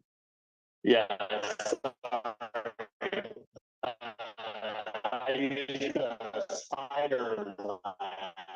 Spider lath. Okay, I've heard of that as well. Yeah, but either way, yeah, it was just but yeah, I didn't use too much of it, and really, if the hempcrete's exposed, it's got enough heat. And depending on some of your additives too, even lime can be super sticky, and so it was just in certain stressor areas that we had used it, like over the rubber membrane in our shower pan. So yeah, because we used the Fiberlath too in the with the addition of the bathrooms, and Darren hadn't worked with it before, and I don't know that Tim had either, but it was amazing. Like everything stuck to it really, really well, and it was a great product. And I just wanted to add, I have like these disposable dumpsters that you can get at like Home Depot. I have a whole one of those just chock full of all my scraps that I'm not getting rid of. It's tarped right now. We're getting snow. We're going to get snow this weekend in Nebraska, and it's going to be a little ridiculous, but it has been just fine sitting outside. Yeah. A lot of my scraps have gotten wet and dried out and got wet again. And, like I said, we've saved whole blocks that are just a slab of a whole block, and we've saved like brick sizes, and we're using everything from the dust to the partial blocks. Some of the blocks that got damaged were they got orphaned, we call them, and we've repurposed them. And man, I've got just a small crew right now, but they learned with me, don't we all? Yeah, I mean, they're really a core. They're 2 people. I had 3, and I've had other people off and on, but right now I've got this core 2 people, and they know more about putting those blocks up than I do because I'm the general, I'm trying to coordinate all this other different elements of it. I check in with them, we talk about it, we figure out a strategy, and then they go to town with the chainsaws because they know more about fitting these blocks now than I do, and it's awesome to watch them. And so yeah, that's been really key, is to getting creative. I'm pretty sure we got moves that Johan hasn't seen, because you just get into a situation. Okay, what are we going to do here? What's going to work? And then again, like I said, because that whole block system is a little bit new, because it's mortarless, which I may not have mentioned. I know Yeah, that I think that's really cool. it's cool that it's a cool thing that it drew me to it. And so Johan, wanting to cover all angles, has strongly recommended that we put that fiber lath or something like it on both surfaces, inside and out. And it's going to be costly to do it if we use that. I'm going to look into that spider lath and see if it's a little bit more affordable. That fiber lath Yeah, is the like fiber lath is expensive. really expensive. But I mean, that speaking to the versatility, I'm silly. Everybody in my world uses Milwaukee, and I have a little love for Ryobi because they're cute and they're green. But those two chainsaws cut so many blocks at my workshops, or it wasn't even a workshop. We called it a hemp kumbaya after all, because it was just a bunch of us hemp builders getting together here. And like being able to notch them out, like just as you need them, or just even with a little, knife, just to cut them out a little bit if you need to shave a little bit off. Because I retrofitted a 1911 building, and while it was like the most amazing construction, you're still going to have variations in how far those studs are apart because of the settling of the building. And just being able to just take out your little knife and shave off a little bit in order for the blocks to fit in was just instrumental in my build. It's a super forgivable material.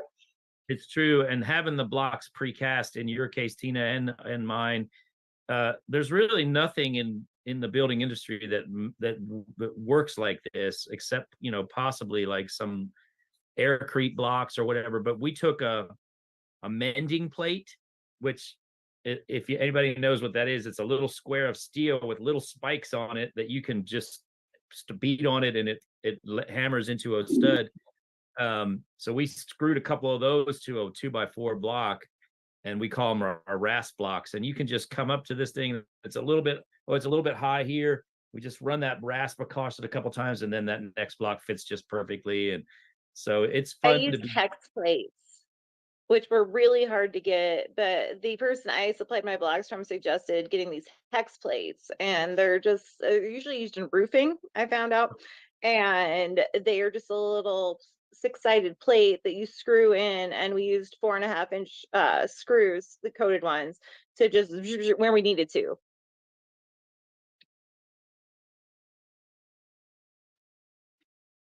It's been a great journey. We're really stressing about getting a roof on it, but with the rains are getting more frequent. We've had a really great spell of dry weather. But so we definitely had a little bit of a setback. And the reason why we haven't got that fourth beam set in is because we've had to kind of re-engineer some of the steel. Somewhere along the way, somebody miscalculated something, and all the other 3 beam sets, they all went in, planed out beautifully. Was to put a bevel on those beams at the pitch of the roof. So the engineer wanted me to put a wedge block underneath all of the joists. And so it was just so much easier, especially since I'm milling a lot of those beams myself on a portable sawmill, thanks to one of my many friends who've come to my rescue. We just canted that beam in the sawmill and ran that 8-degree miter right on the top of every beam. And those first 3, just you pull a string from the first to the third, and they just pretty much, with a little bit of shims here and there, line up beautifully. but unfortunately there was an error somewhere in the process of that fourth beam set. So we're doing some adjustments now and getting some welders in there to help us in that situation. But yeah, hoping to get a roof on it. Really, I was already hoping to have a roof on it by now, but yeah, that's our next big hurdle. I can breathe a little bit easier after that. Yeah, we have a We're all question. wishing you the best. Guys, Thanks. we have a question coming in for our builders here. Can a carbon steel fiber at mixing forming stages enhance strength issues? Can a Carbon catch fiber? it? I'm just reading it here. Can a carbon steel fiber at mixing forming stages enhance strength issues? Possibly, but also may not be necessary. I'm not an engineer, so I probably can't answer that. But I think a lot of the natural products, whether it's straw or hemp fiber, or that those are doing the jobs that have been doing the jobs that the sort of modern materials want to try to do. But that's the beauty of natural building, is that you're doing traditional things that have worked for centuries and thousands of years, and yeah, there can be innovation, but probably not necessary. Yeah, like it's already been given to us the materials necessary to build what we need, and if that carbon fiber, is a process waste product of something else that we may be doing for a better issue, then by all means let's try and create some circularity in our material streams. But to go after something specifically new, really the beautiful thing with natural building is what few inputs we can use. And to touch base on what you were saying too with the steel building, at least what I love about the material is the recyclability. I love salvage materials. I love that when the end life of something, that steel could probably, get reused into something else.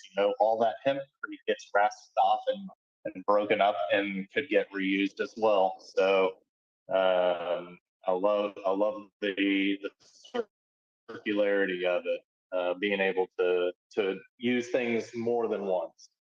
But those natural fibers, we had a lot of fiber in our herd.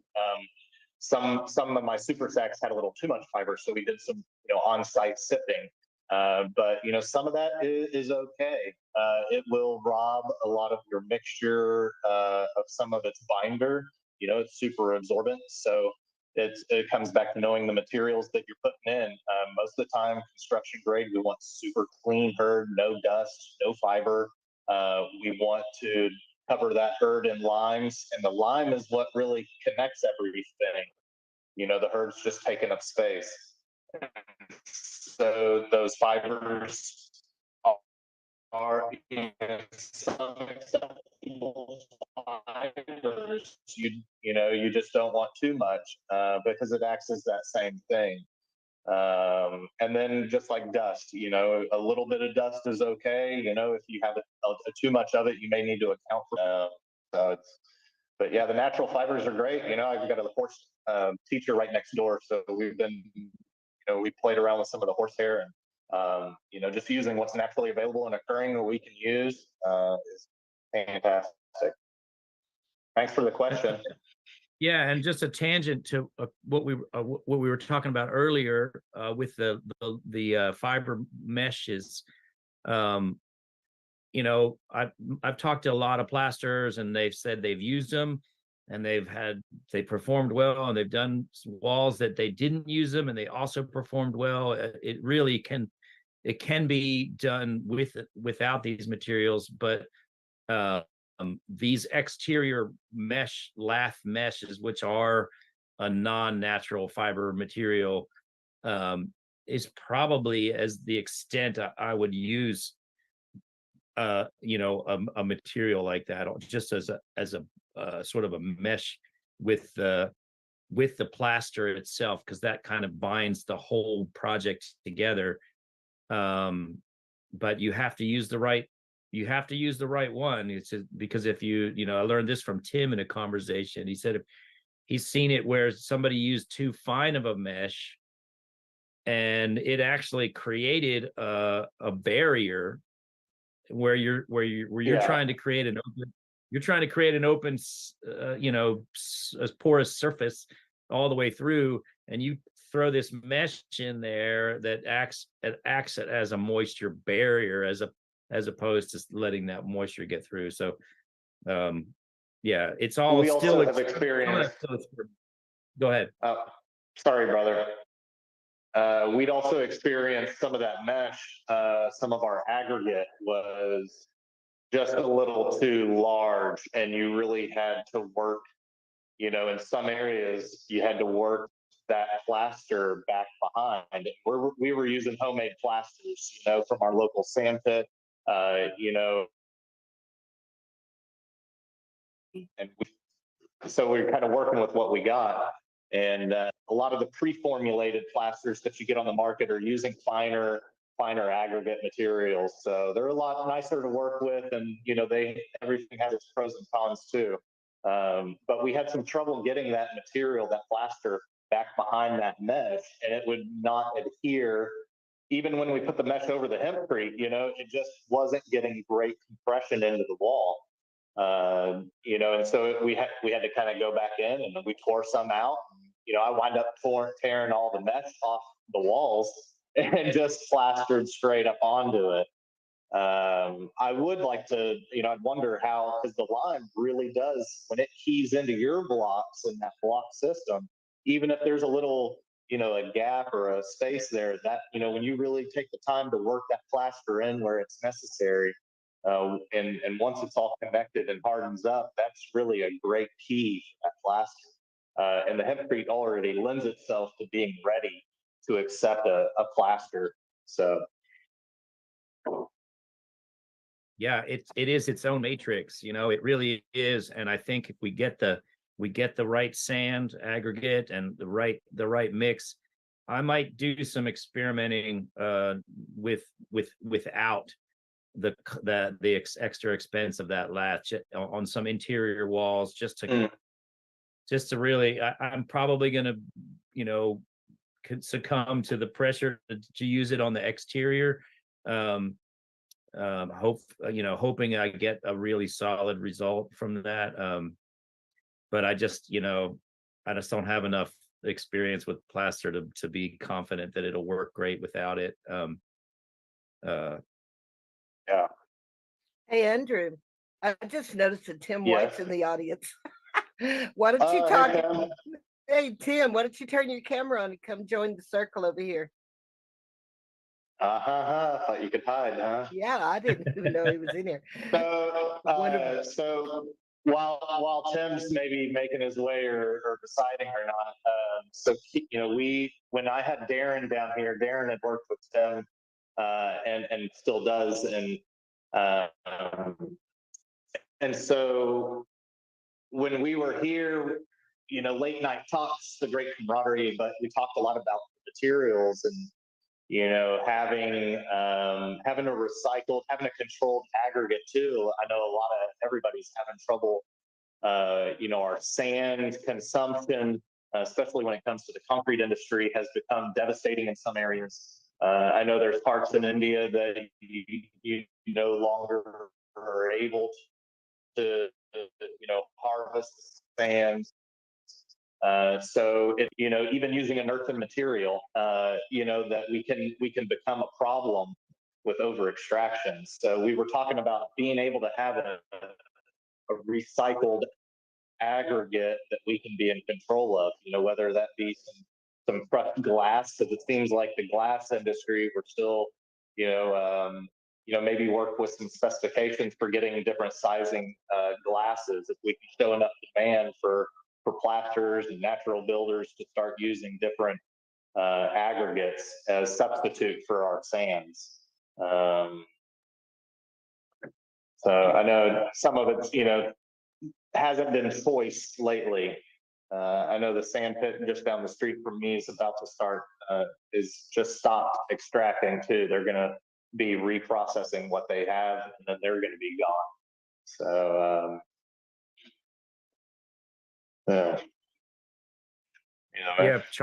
biochar is another aggregate that's being experimented with, and definitely the glass sand sounds really cool.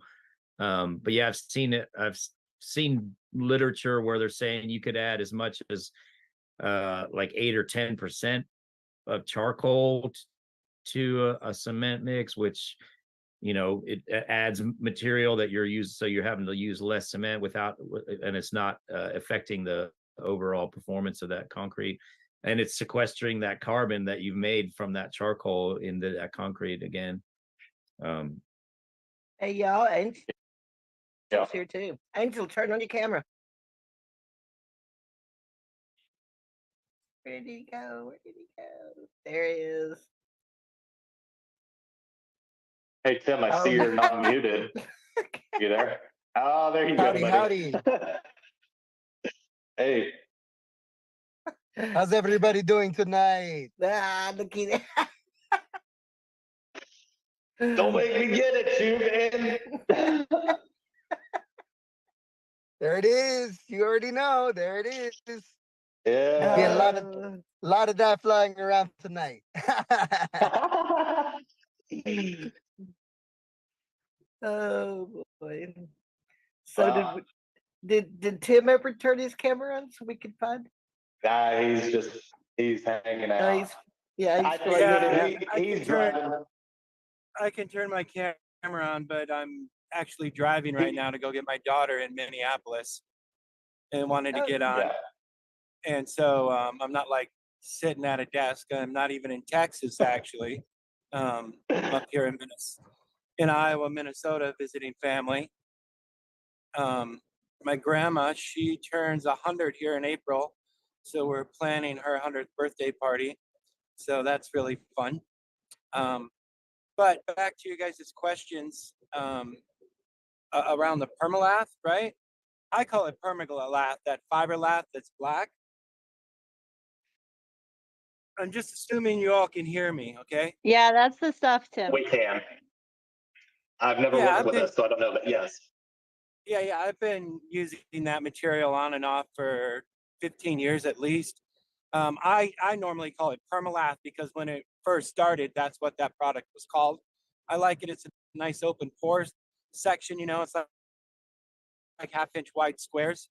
I do not like the cost on it. So a lot of times in our projects, because we do a lot of hard bid work, and it comes down to cost, we end up going to like a stucco wire, like a chicken wire. Literally I can get that for 30, 35 cents a square foot, compared to $1.50 or more a square foot for the fiberglass lath. I don't ever use expanded metal lath.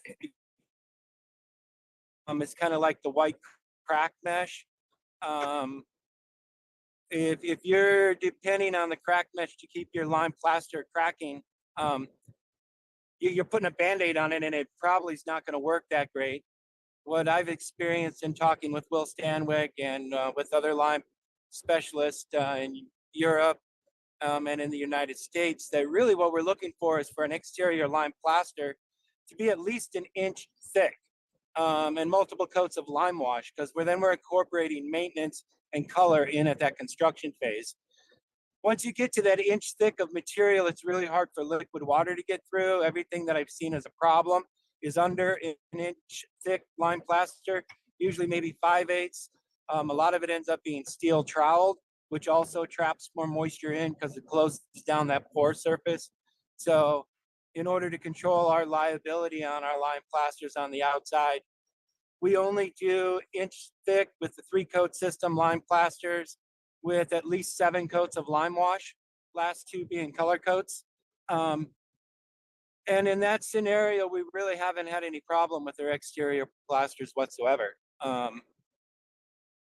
So it's kind of a comforting thing, the last thing anybody wants is a callback.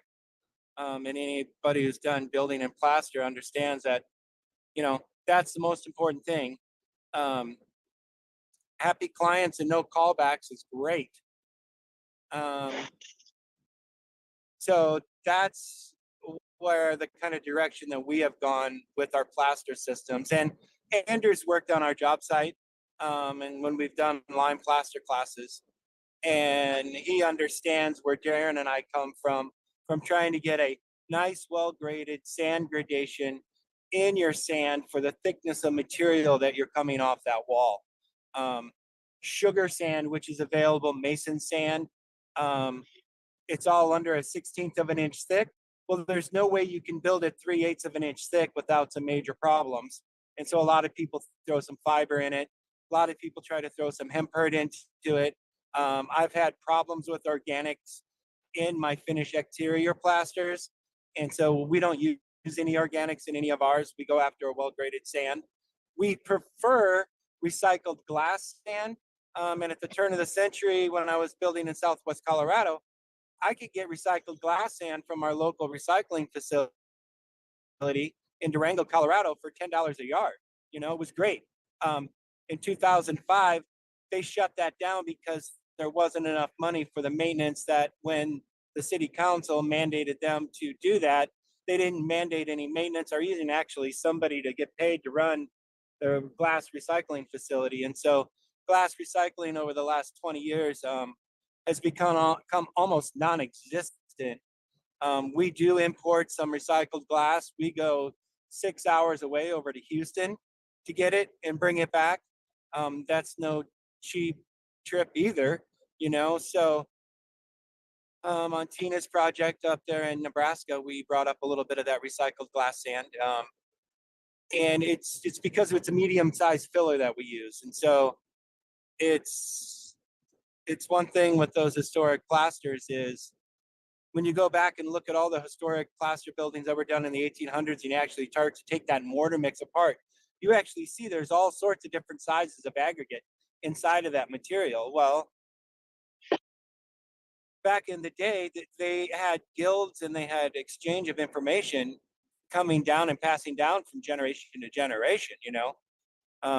Those were the true masters because they were born into the trade.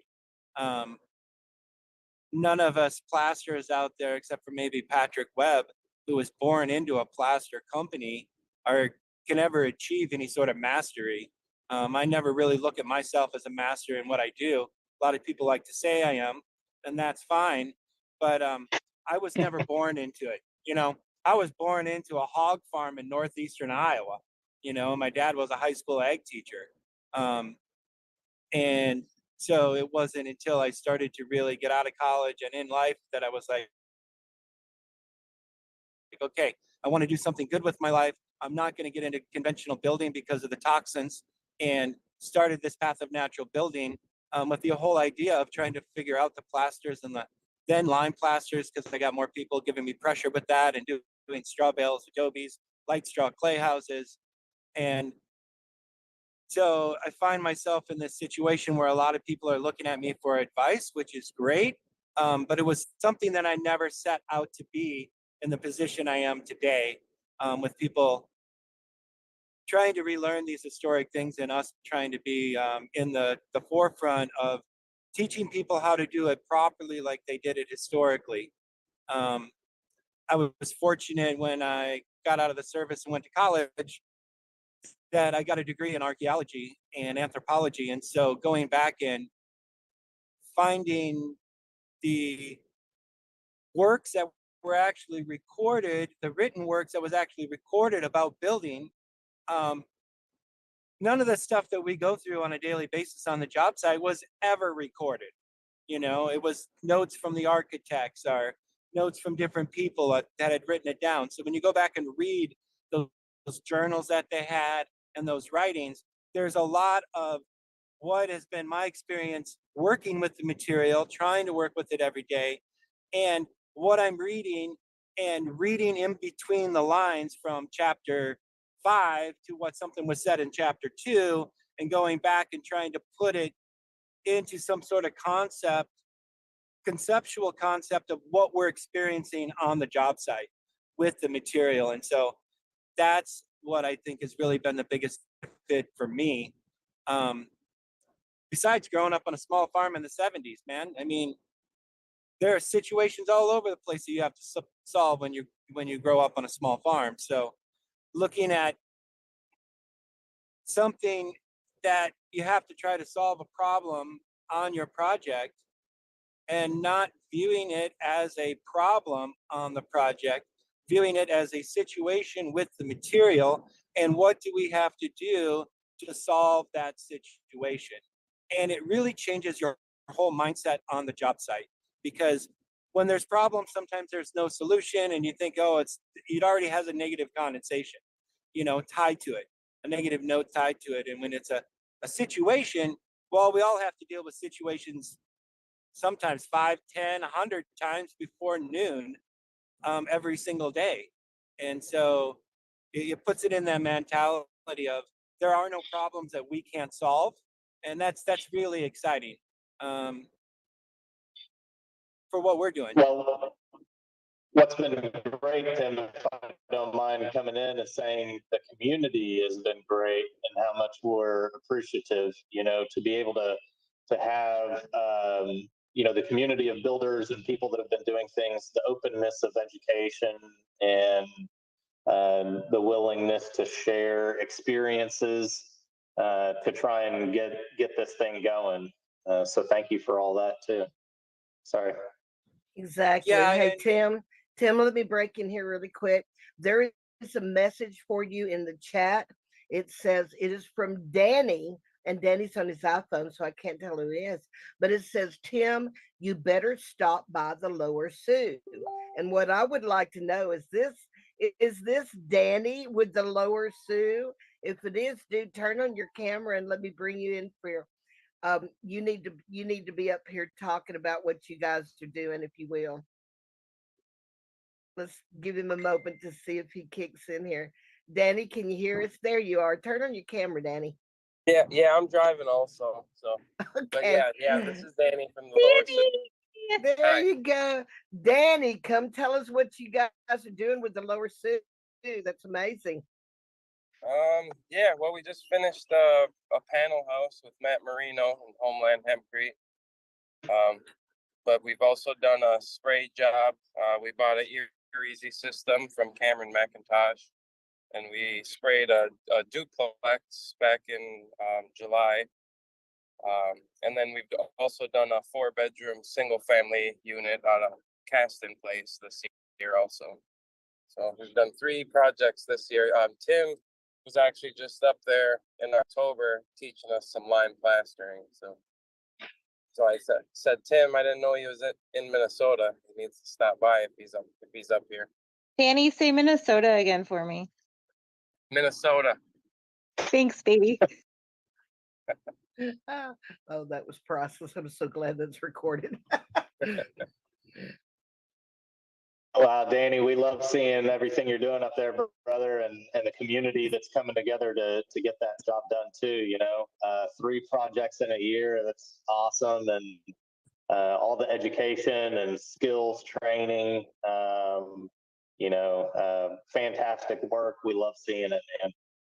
Yeah, I appreciate it. Yeah, we've been very fortunate for our community to invest into hemp as much as it has, and we're just hoping other communities, especially tribal communities, will take notice and follow the blueprint, I guess.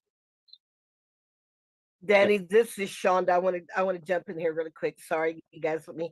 I've been wanting to chat with this gentleman here. So, Danny, I am a executive director of Earth Mother and the National Industrial Hemp Coalition, as well as Built for the Future, are actually branches of Earth Mother.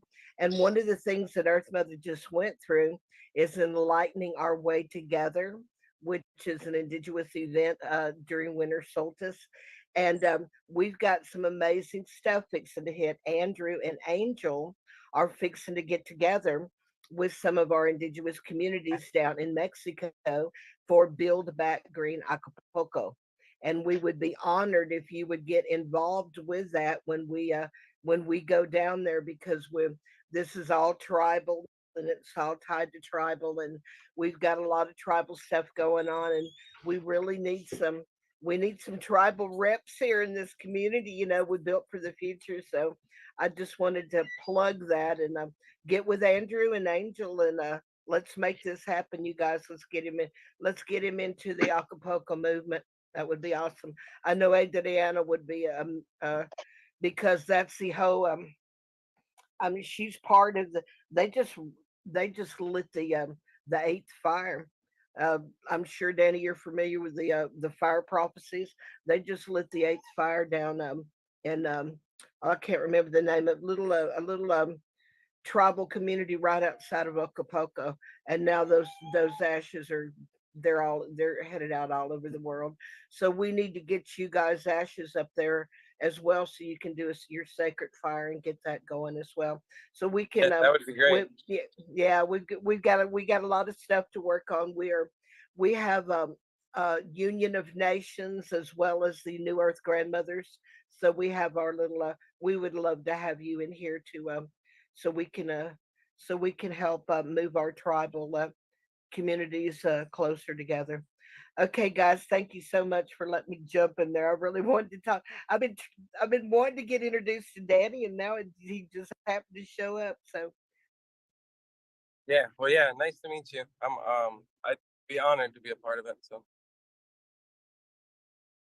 Hey, Danny, Andrew here. Would you be willing to talk a little bit about that free cast tilt wall system that y'all had just got done assembling, going over maybe some of the connecting union joints and just some of that project with us at all? Yeah. So well, we actually had Matt.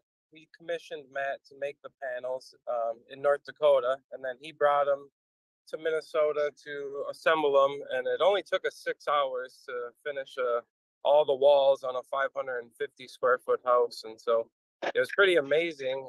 We didn't use any crane or any like telehandler or anything to set them. We set them by hand with 5 guys, just moving them around by hand, and yeah, and they just connect. They were just basically butt joints. Nothing really earth shattering on how they connect together or anything.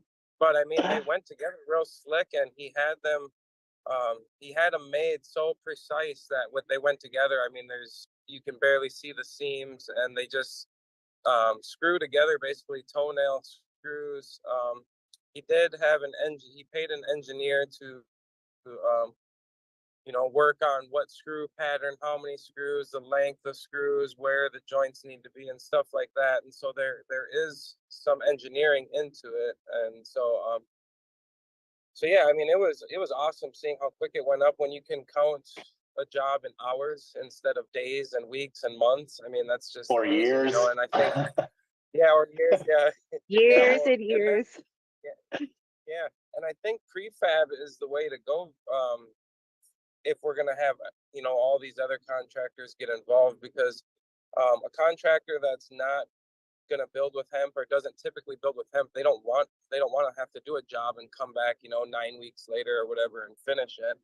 And so yeah, I think this showing that this can be done too, I guess, is going to help our case when we're going to build, because we've had a lot of pushback with, well, it takes so long with the cast in place to come back. And then even with the spray, I mean, it's a little less time because you're using less water, but it's still, this prefab is just so much faster. I mean, we're throwing the roof on the next day, and we're putting the windows and doors in 2 days later. It was just unreal how fast the project goes with the prefab. Yeah, definitely the cure time. Yeah, the pre-cured definitely is more expeditious and makes it more available to get into the mainstream and really touch some other builders that may be familiar with masonry, but an easier transition. And then for larger construction and super fast put-ups, that time frame that y'all were working with was just phenomenal to put one up in a day. So it's fantastic. Yeah, thanks. Yeah, I I was really started impressed. talking about your project today at the state capitol and I cried a little bit, Danny. Oh, really? And I also Yeah. wanted to jump in with real quick, if y'all don't mind, and give a shout out to Danny and his crew, because Danny and his crew do phenomenal work. They are just like a well-oiled machine that just keep on. When we worked together on Tina's project, I was very impressed with your crew and still hope to go over to help out any way that I can here in the near future. The Yeah, best of the best. I was lucky to have some amazing people who are in this chat and on this call in here, and it was like I am beyond humbled. Hey guys, if you will, if somebody will, since Danny is driving, can y'all go into their timeline and grab some pictures and put those in the chat? Because that is amazing. I'll tell you, Danny, when I saw that going up, I thought, oh my God, they're putting up a Hip Creek Longhouse. How cool is this? It's like, oh my God, this is the coolest thing. That's awesome. Yeah, if you guys can get to those pictures, because I'm still doing some tech stuff up here.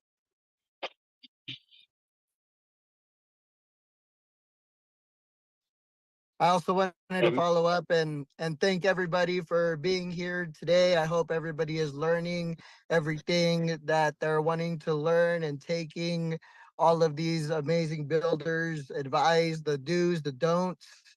I'd like to encourage everybody to, ask those questions that you're curious about, because in this industry, there is a lot of ways that we can build with this material, as been mentioned in this conversation. And there are a lot of people, a lot of avenues that can be explored to be learning how to build with these different type of materials, from the blocks that were laid in Tina's project, to the panels that were made in Danny's project, to what Andrew's got going on over there in Texas. I still got to go over there sometime and check that out, because that is very dope, very professional, very awesome. And we're just going to continue growing little by little as time goes on, to do our best to educate everybody of these phenomenal materials and these phenomenal finishes. When I saw Tim do one of his first demonstrations of that lime plaster and everything, that his clay plasters that he did, it blew me away. Being a stucco specialist for 10 years, it's just so crisp, so beautiful, so even like as you see right there, shower rooms, you could do floors, you could do all kinds of phenomenal finishes with these materials. So very much take advantage of asking the questions, asking what your curiosities are, and how all of these materials work hand in hand together, because it's going to be a very key component into us being able to build more and more towards the future, and being able to make this more of a conversation when it comes down to builders. Because as Andrew and Danny were touching upon, for construction architects and companies that have been around for many years, they might not want to do a cast in place method. They might not want to go through the rigorous process of doing form boards and doing 12-inch walls cast in place for X amount of days. They might not have time to do that. Here in Kansas, we're experiencing a lot of economic growth and a lot of housing shortages, and these people really just want to get houses thrown up left and right.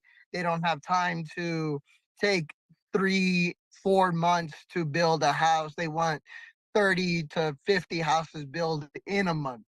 So it's a very crucial for us as the builders, us as the architects, us as the people moving this industry forward, to very much analyze our surroundings, what will work in your prospective communities, what will work better to your climate, and really just what's going to be more beneficial to and on how to build with hempcrete, with clay finishes, hemp wood, hemp wool, all of these wonderful sustainable materials that are going to be coming in 2024, and really just put that market on the spot. So that's just what I wanted to say before I had to go and beat people up real quick. So thank you all very much for being here tonight, and Shout out to everybody in the chat that I know that has gotten me here as well too. Very appreciative of Andrew, Shonda, Tim.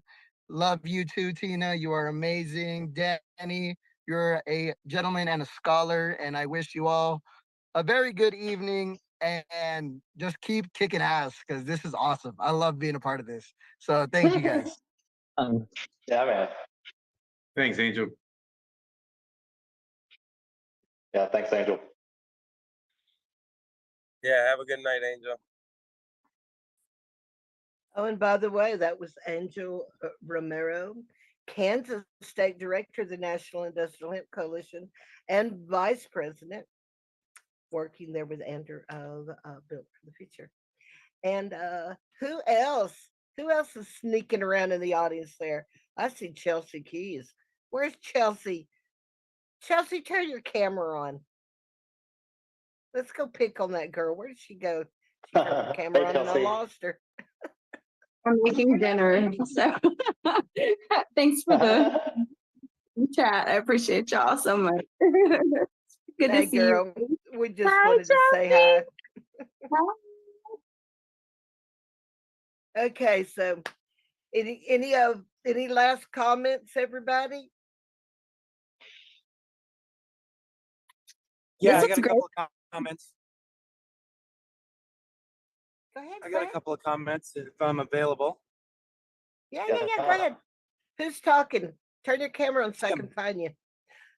Oh, Tim, is you talking. can't. Okay. Oh, No, yeah. yeah, go ahead, Tim. I just can't find you unless your camera's on. Go ahead. Yeah, the first is to Danny. I'd love to get over to the Lower Sioux. I've got my child in northern Iowa for 4 days before I have to take her to Chicago so she can go back to college out in New Haven and Connecticut. And I've got to appease 3 grandparents, a great grandmother, and a half a dozen aunts and uncles. So as much as it hurts my soul and not being able to come over to the Lower Sioux, I hope you understand with the whole family situation there. The next is Danny, with that tilt up wall system that you have. I noticed that they put some Simpson X bracing for your shear. Make sure those are snug and attached firmly to whatever you can get them. If they're floppy, when you put plaster on, they will definitely expand and contract in the heat cold, and they can pop that plaster underneath of them. I've seen that in Colorado with our straw bale stuff that we did a long time ago, only in certain cases. And also because of those panels come and there's so much wood and 2 pieces of wood going together, and we're over 1.5 inches there. If I was to come in and plaster that building, I would wire the whole thing.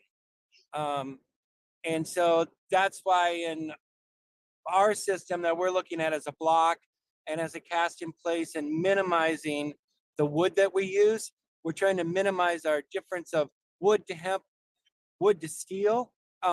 We would really like to get it just down to hemp, and then we can get rid of any sort of reinforcing to help make sure the plaster sticks on the wall. So I see a lot of tilt up stuff doing. There's a big project out in New England and they got a lot more steel in it. And it's going to be covered with lime. And me as a plaster, I get really nervous when we go from one substrate medium to another substrate medium to another substrate medium. One transition from hemp to wood is okay, but when you go from hemp to wood to steel, now you have 3, and those are seen things go sideways, cracks develop and things like that. So that's the main thing for you, Danny, to look out for when you guys get ready to plaster that thing. Sometimes that seam where you've got plywood and 2x4s coming together, you might want to look at caulking that or something so that you don't get an air difference in there that can cause a plaster to dry right at that interface. And then you can get a crack developing there over time. So those are all the different things to be in consideration when we're looking at, okay, how fast can we do it? What's the speed? As far as cast in place for Texas Healthy Homes, when we're mixing and doing our cast in place, if we're not going through at least 1,000 pounds to 1,200 pounds of herd a day in our cast in place, there's something wrong, you know?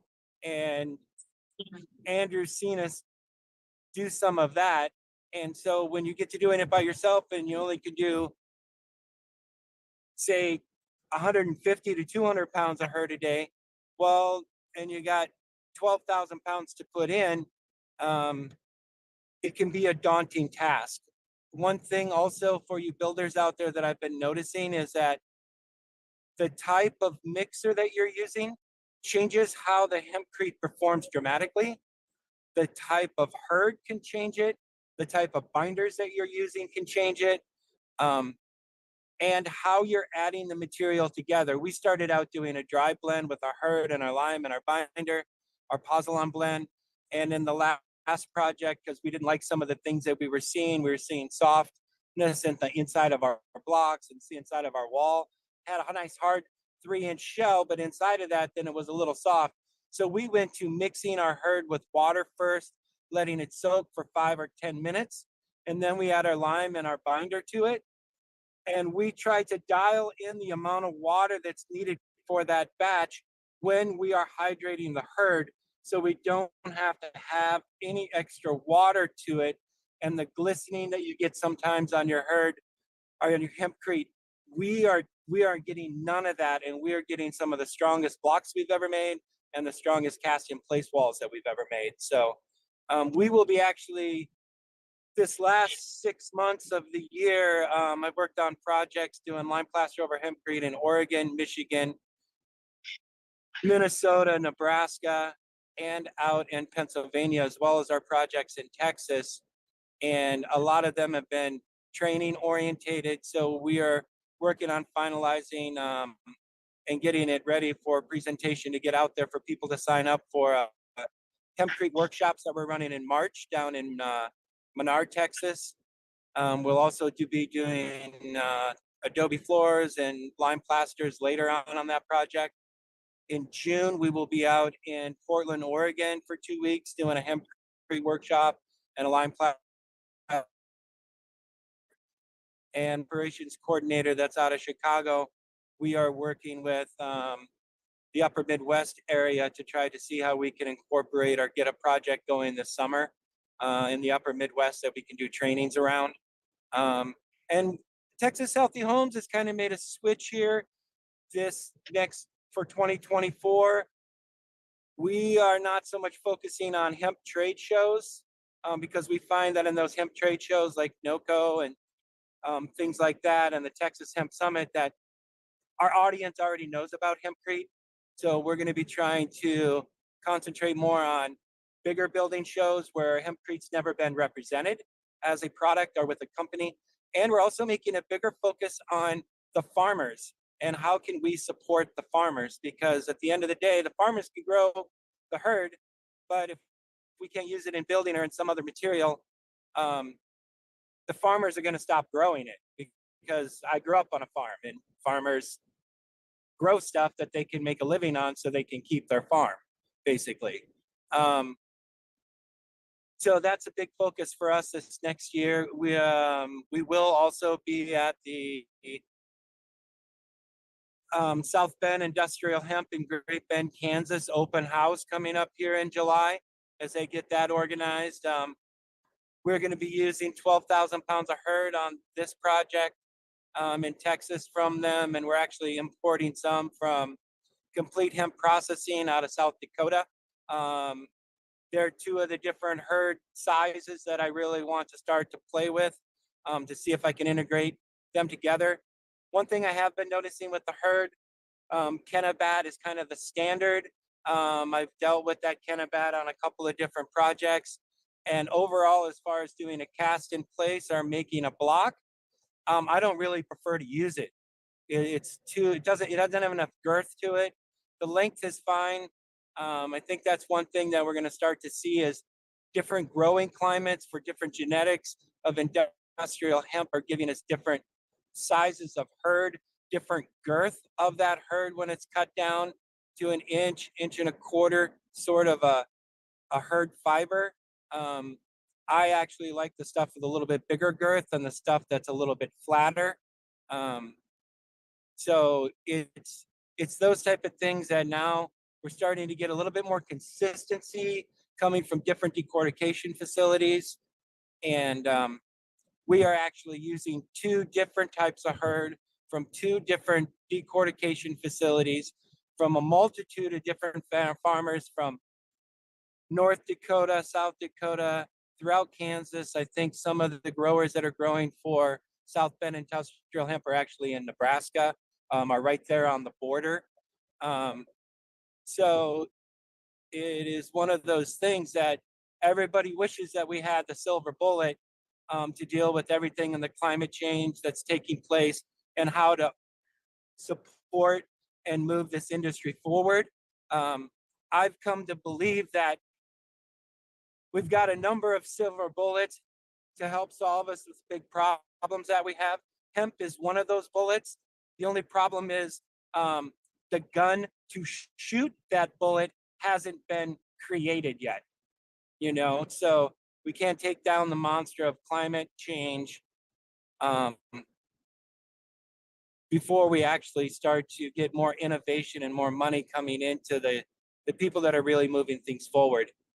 And I commend the Lower Sioux for what they're doing and the infrastructure that they're trying to put in, because they've started to actually build a pistol grip for that gun so they can deal with the whole climate crisis. They can deal with their cultural crisis. They can try to create local economic development on tribal lands, which is one of the biggest and hardest things for Native tribes to overcome, is getting the investment capital coming in to their nation so that they can actually create economic development for their people. So I commend the whole Lower Sioux on what they're doing. And I think here in another 15, 20 years, there'll be one of the many models that we have out there going forward. Be safe out there on the road. And another thing I want you to explore as well, now that Pat with Lone Star has got all of his patent pending stuff out of the way, he is actually back up and big time into production. And he can also he can process to any of your specifications. So I don't know if you've actually got with him for pricings before, but he is right here in Texas in your own backyard. So, you know, you might start looking at working with Pat if you haven't already. So, guys, we are down to our last few minutes. So, we're going to go ahead and bring in all our presenters. Let me find everybody. Y'all turn your cameras on so I can find you, because I can only pin you, then that blows all our spotlights. So, y'all turn your cameras on. There's Keith. I found Keith. Okay, and there's Tina. Okay, let's just kind of bring everybody in for last minute round out here. Michael can't turn your camera on. Where did Michael go? Oh, he's in the friggin' waiting room. Okay, where's all these co-hosts? Y'all aren't keeping up with the waiting room over here. Ah. Okay, so let me see. Anybody else got their cameras on? Okay. Oh, look, it's the baby Chelsea. Okay, we'll just spotlight that baby really quick, and then we'll throw Chelsea back out. Come in here, Chelsea. Show the baby. There's the baby. Hello. I know. Okay, there's Michael Camp. Okay, let's get Michael in here. Okay, guys, closing conversations. What an amazing opening to our educational platform for the IHC Built for the Future. Every first Saturday, you guys talk about this, tell them what to expect. Brandon, turn your camera on. Where's Brando? Oh, there he is. I got him.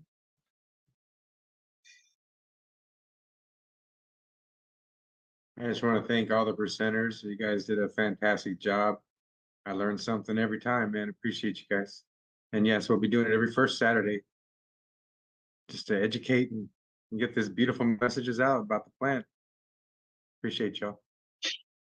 Thanks everybody for being here. I'm glad to be a part of this group, and yeah, look forward to meeting with you guys going forward. And the best of luck with you all and your projects and all you're involved in. Thanks. Thank you, Keith. Thank you, Keith. Thank you, everybody. Yeah, with Built to the Future, we just plan on being a great source of connection and knowledge, education. You know, like I said, I don't count myself as an expert, but I definitely love connecting the dots.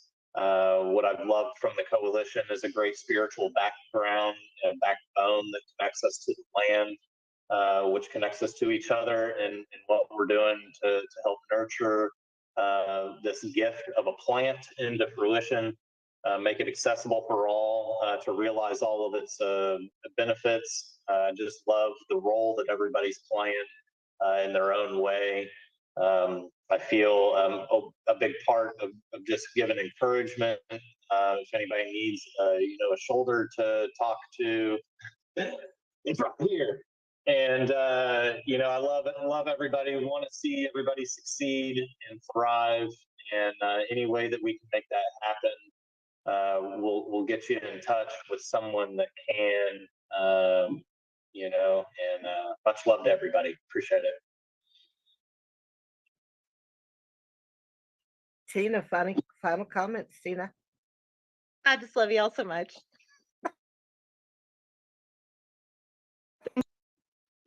Thanks, Tina. Michael, final comments. I'm just looking forward to this 2024 year and providing this education to not just the nation, but the world, and showing through case study and learning from each and every one of you. So many blessings and much love to everyone on this panel, everyone listening. And I'm really excited for the next symposium. So thank you guys. And yeah, thank you for the time that you've made for us and for the plan itself. So let's make this the year the world gets to hear about it. Brando, final comments, Brandon. As I said before, I'm super grateful that all of you guys are here. I'm not entirely fantastic at the whole public speaking thing. I'm more of a farmer type, you know. So if anybody's got any questions or things that could help build topics for the next Hemposium or any following Hemposiums, please contact any of us. And I'd be happy to actually focus on directing any kind of information you guys need. But without any questions, I'm not entirely sure what to overflow you guys with as far as the information goes. Thank you, Brandon. Tim, final comments. Yeah, final comments. I did this ending comment on a podcast that I did for Positive Energy, and they wanted me to talk about hemp and hempcrete. And the final closing comment is y'all out there, y'all got bravery in you, okay? What we need to remember is that we got bravery in us, and then we need to reach down, grab that stuff, and bring it to the forefront and step out there, stand tall, be proud, and show that bravery to the world, because the world is lacking in brave people with good morals standing up and doing the right thing right now. So go forward and be brave. Thank you, Tim. Danny, final comments, Danny. I just want to say thanks to everyone for being on here and for allowing me to be on here to speak to everyone. I'll see you guys all at the next one for sure. Great.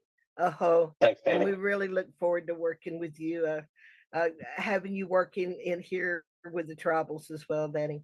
Okay, guys, I guess we're about it, everybody. As tradition within the Gathering Convergence Room, which is home of the Heal the Earth Initiative, every time we close our recording, we say thank you to the energy in the room. So thank you, everyone. Much love. Thank you very much. It's been a wonderful day. Thank you. Recording stopped. Okay, recording's down. Thank you, Face- Shonda. Appreciate it. Facebook Live.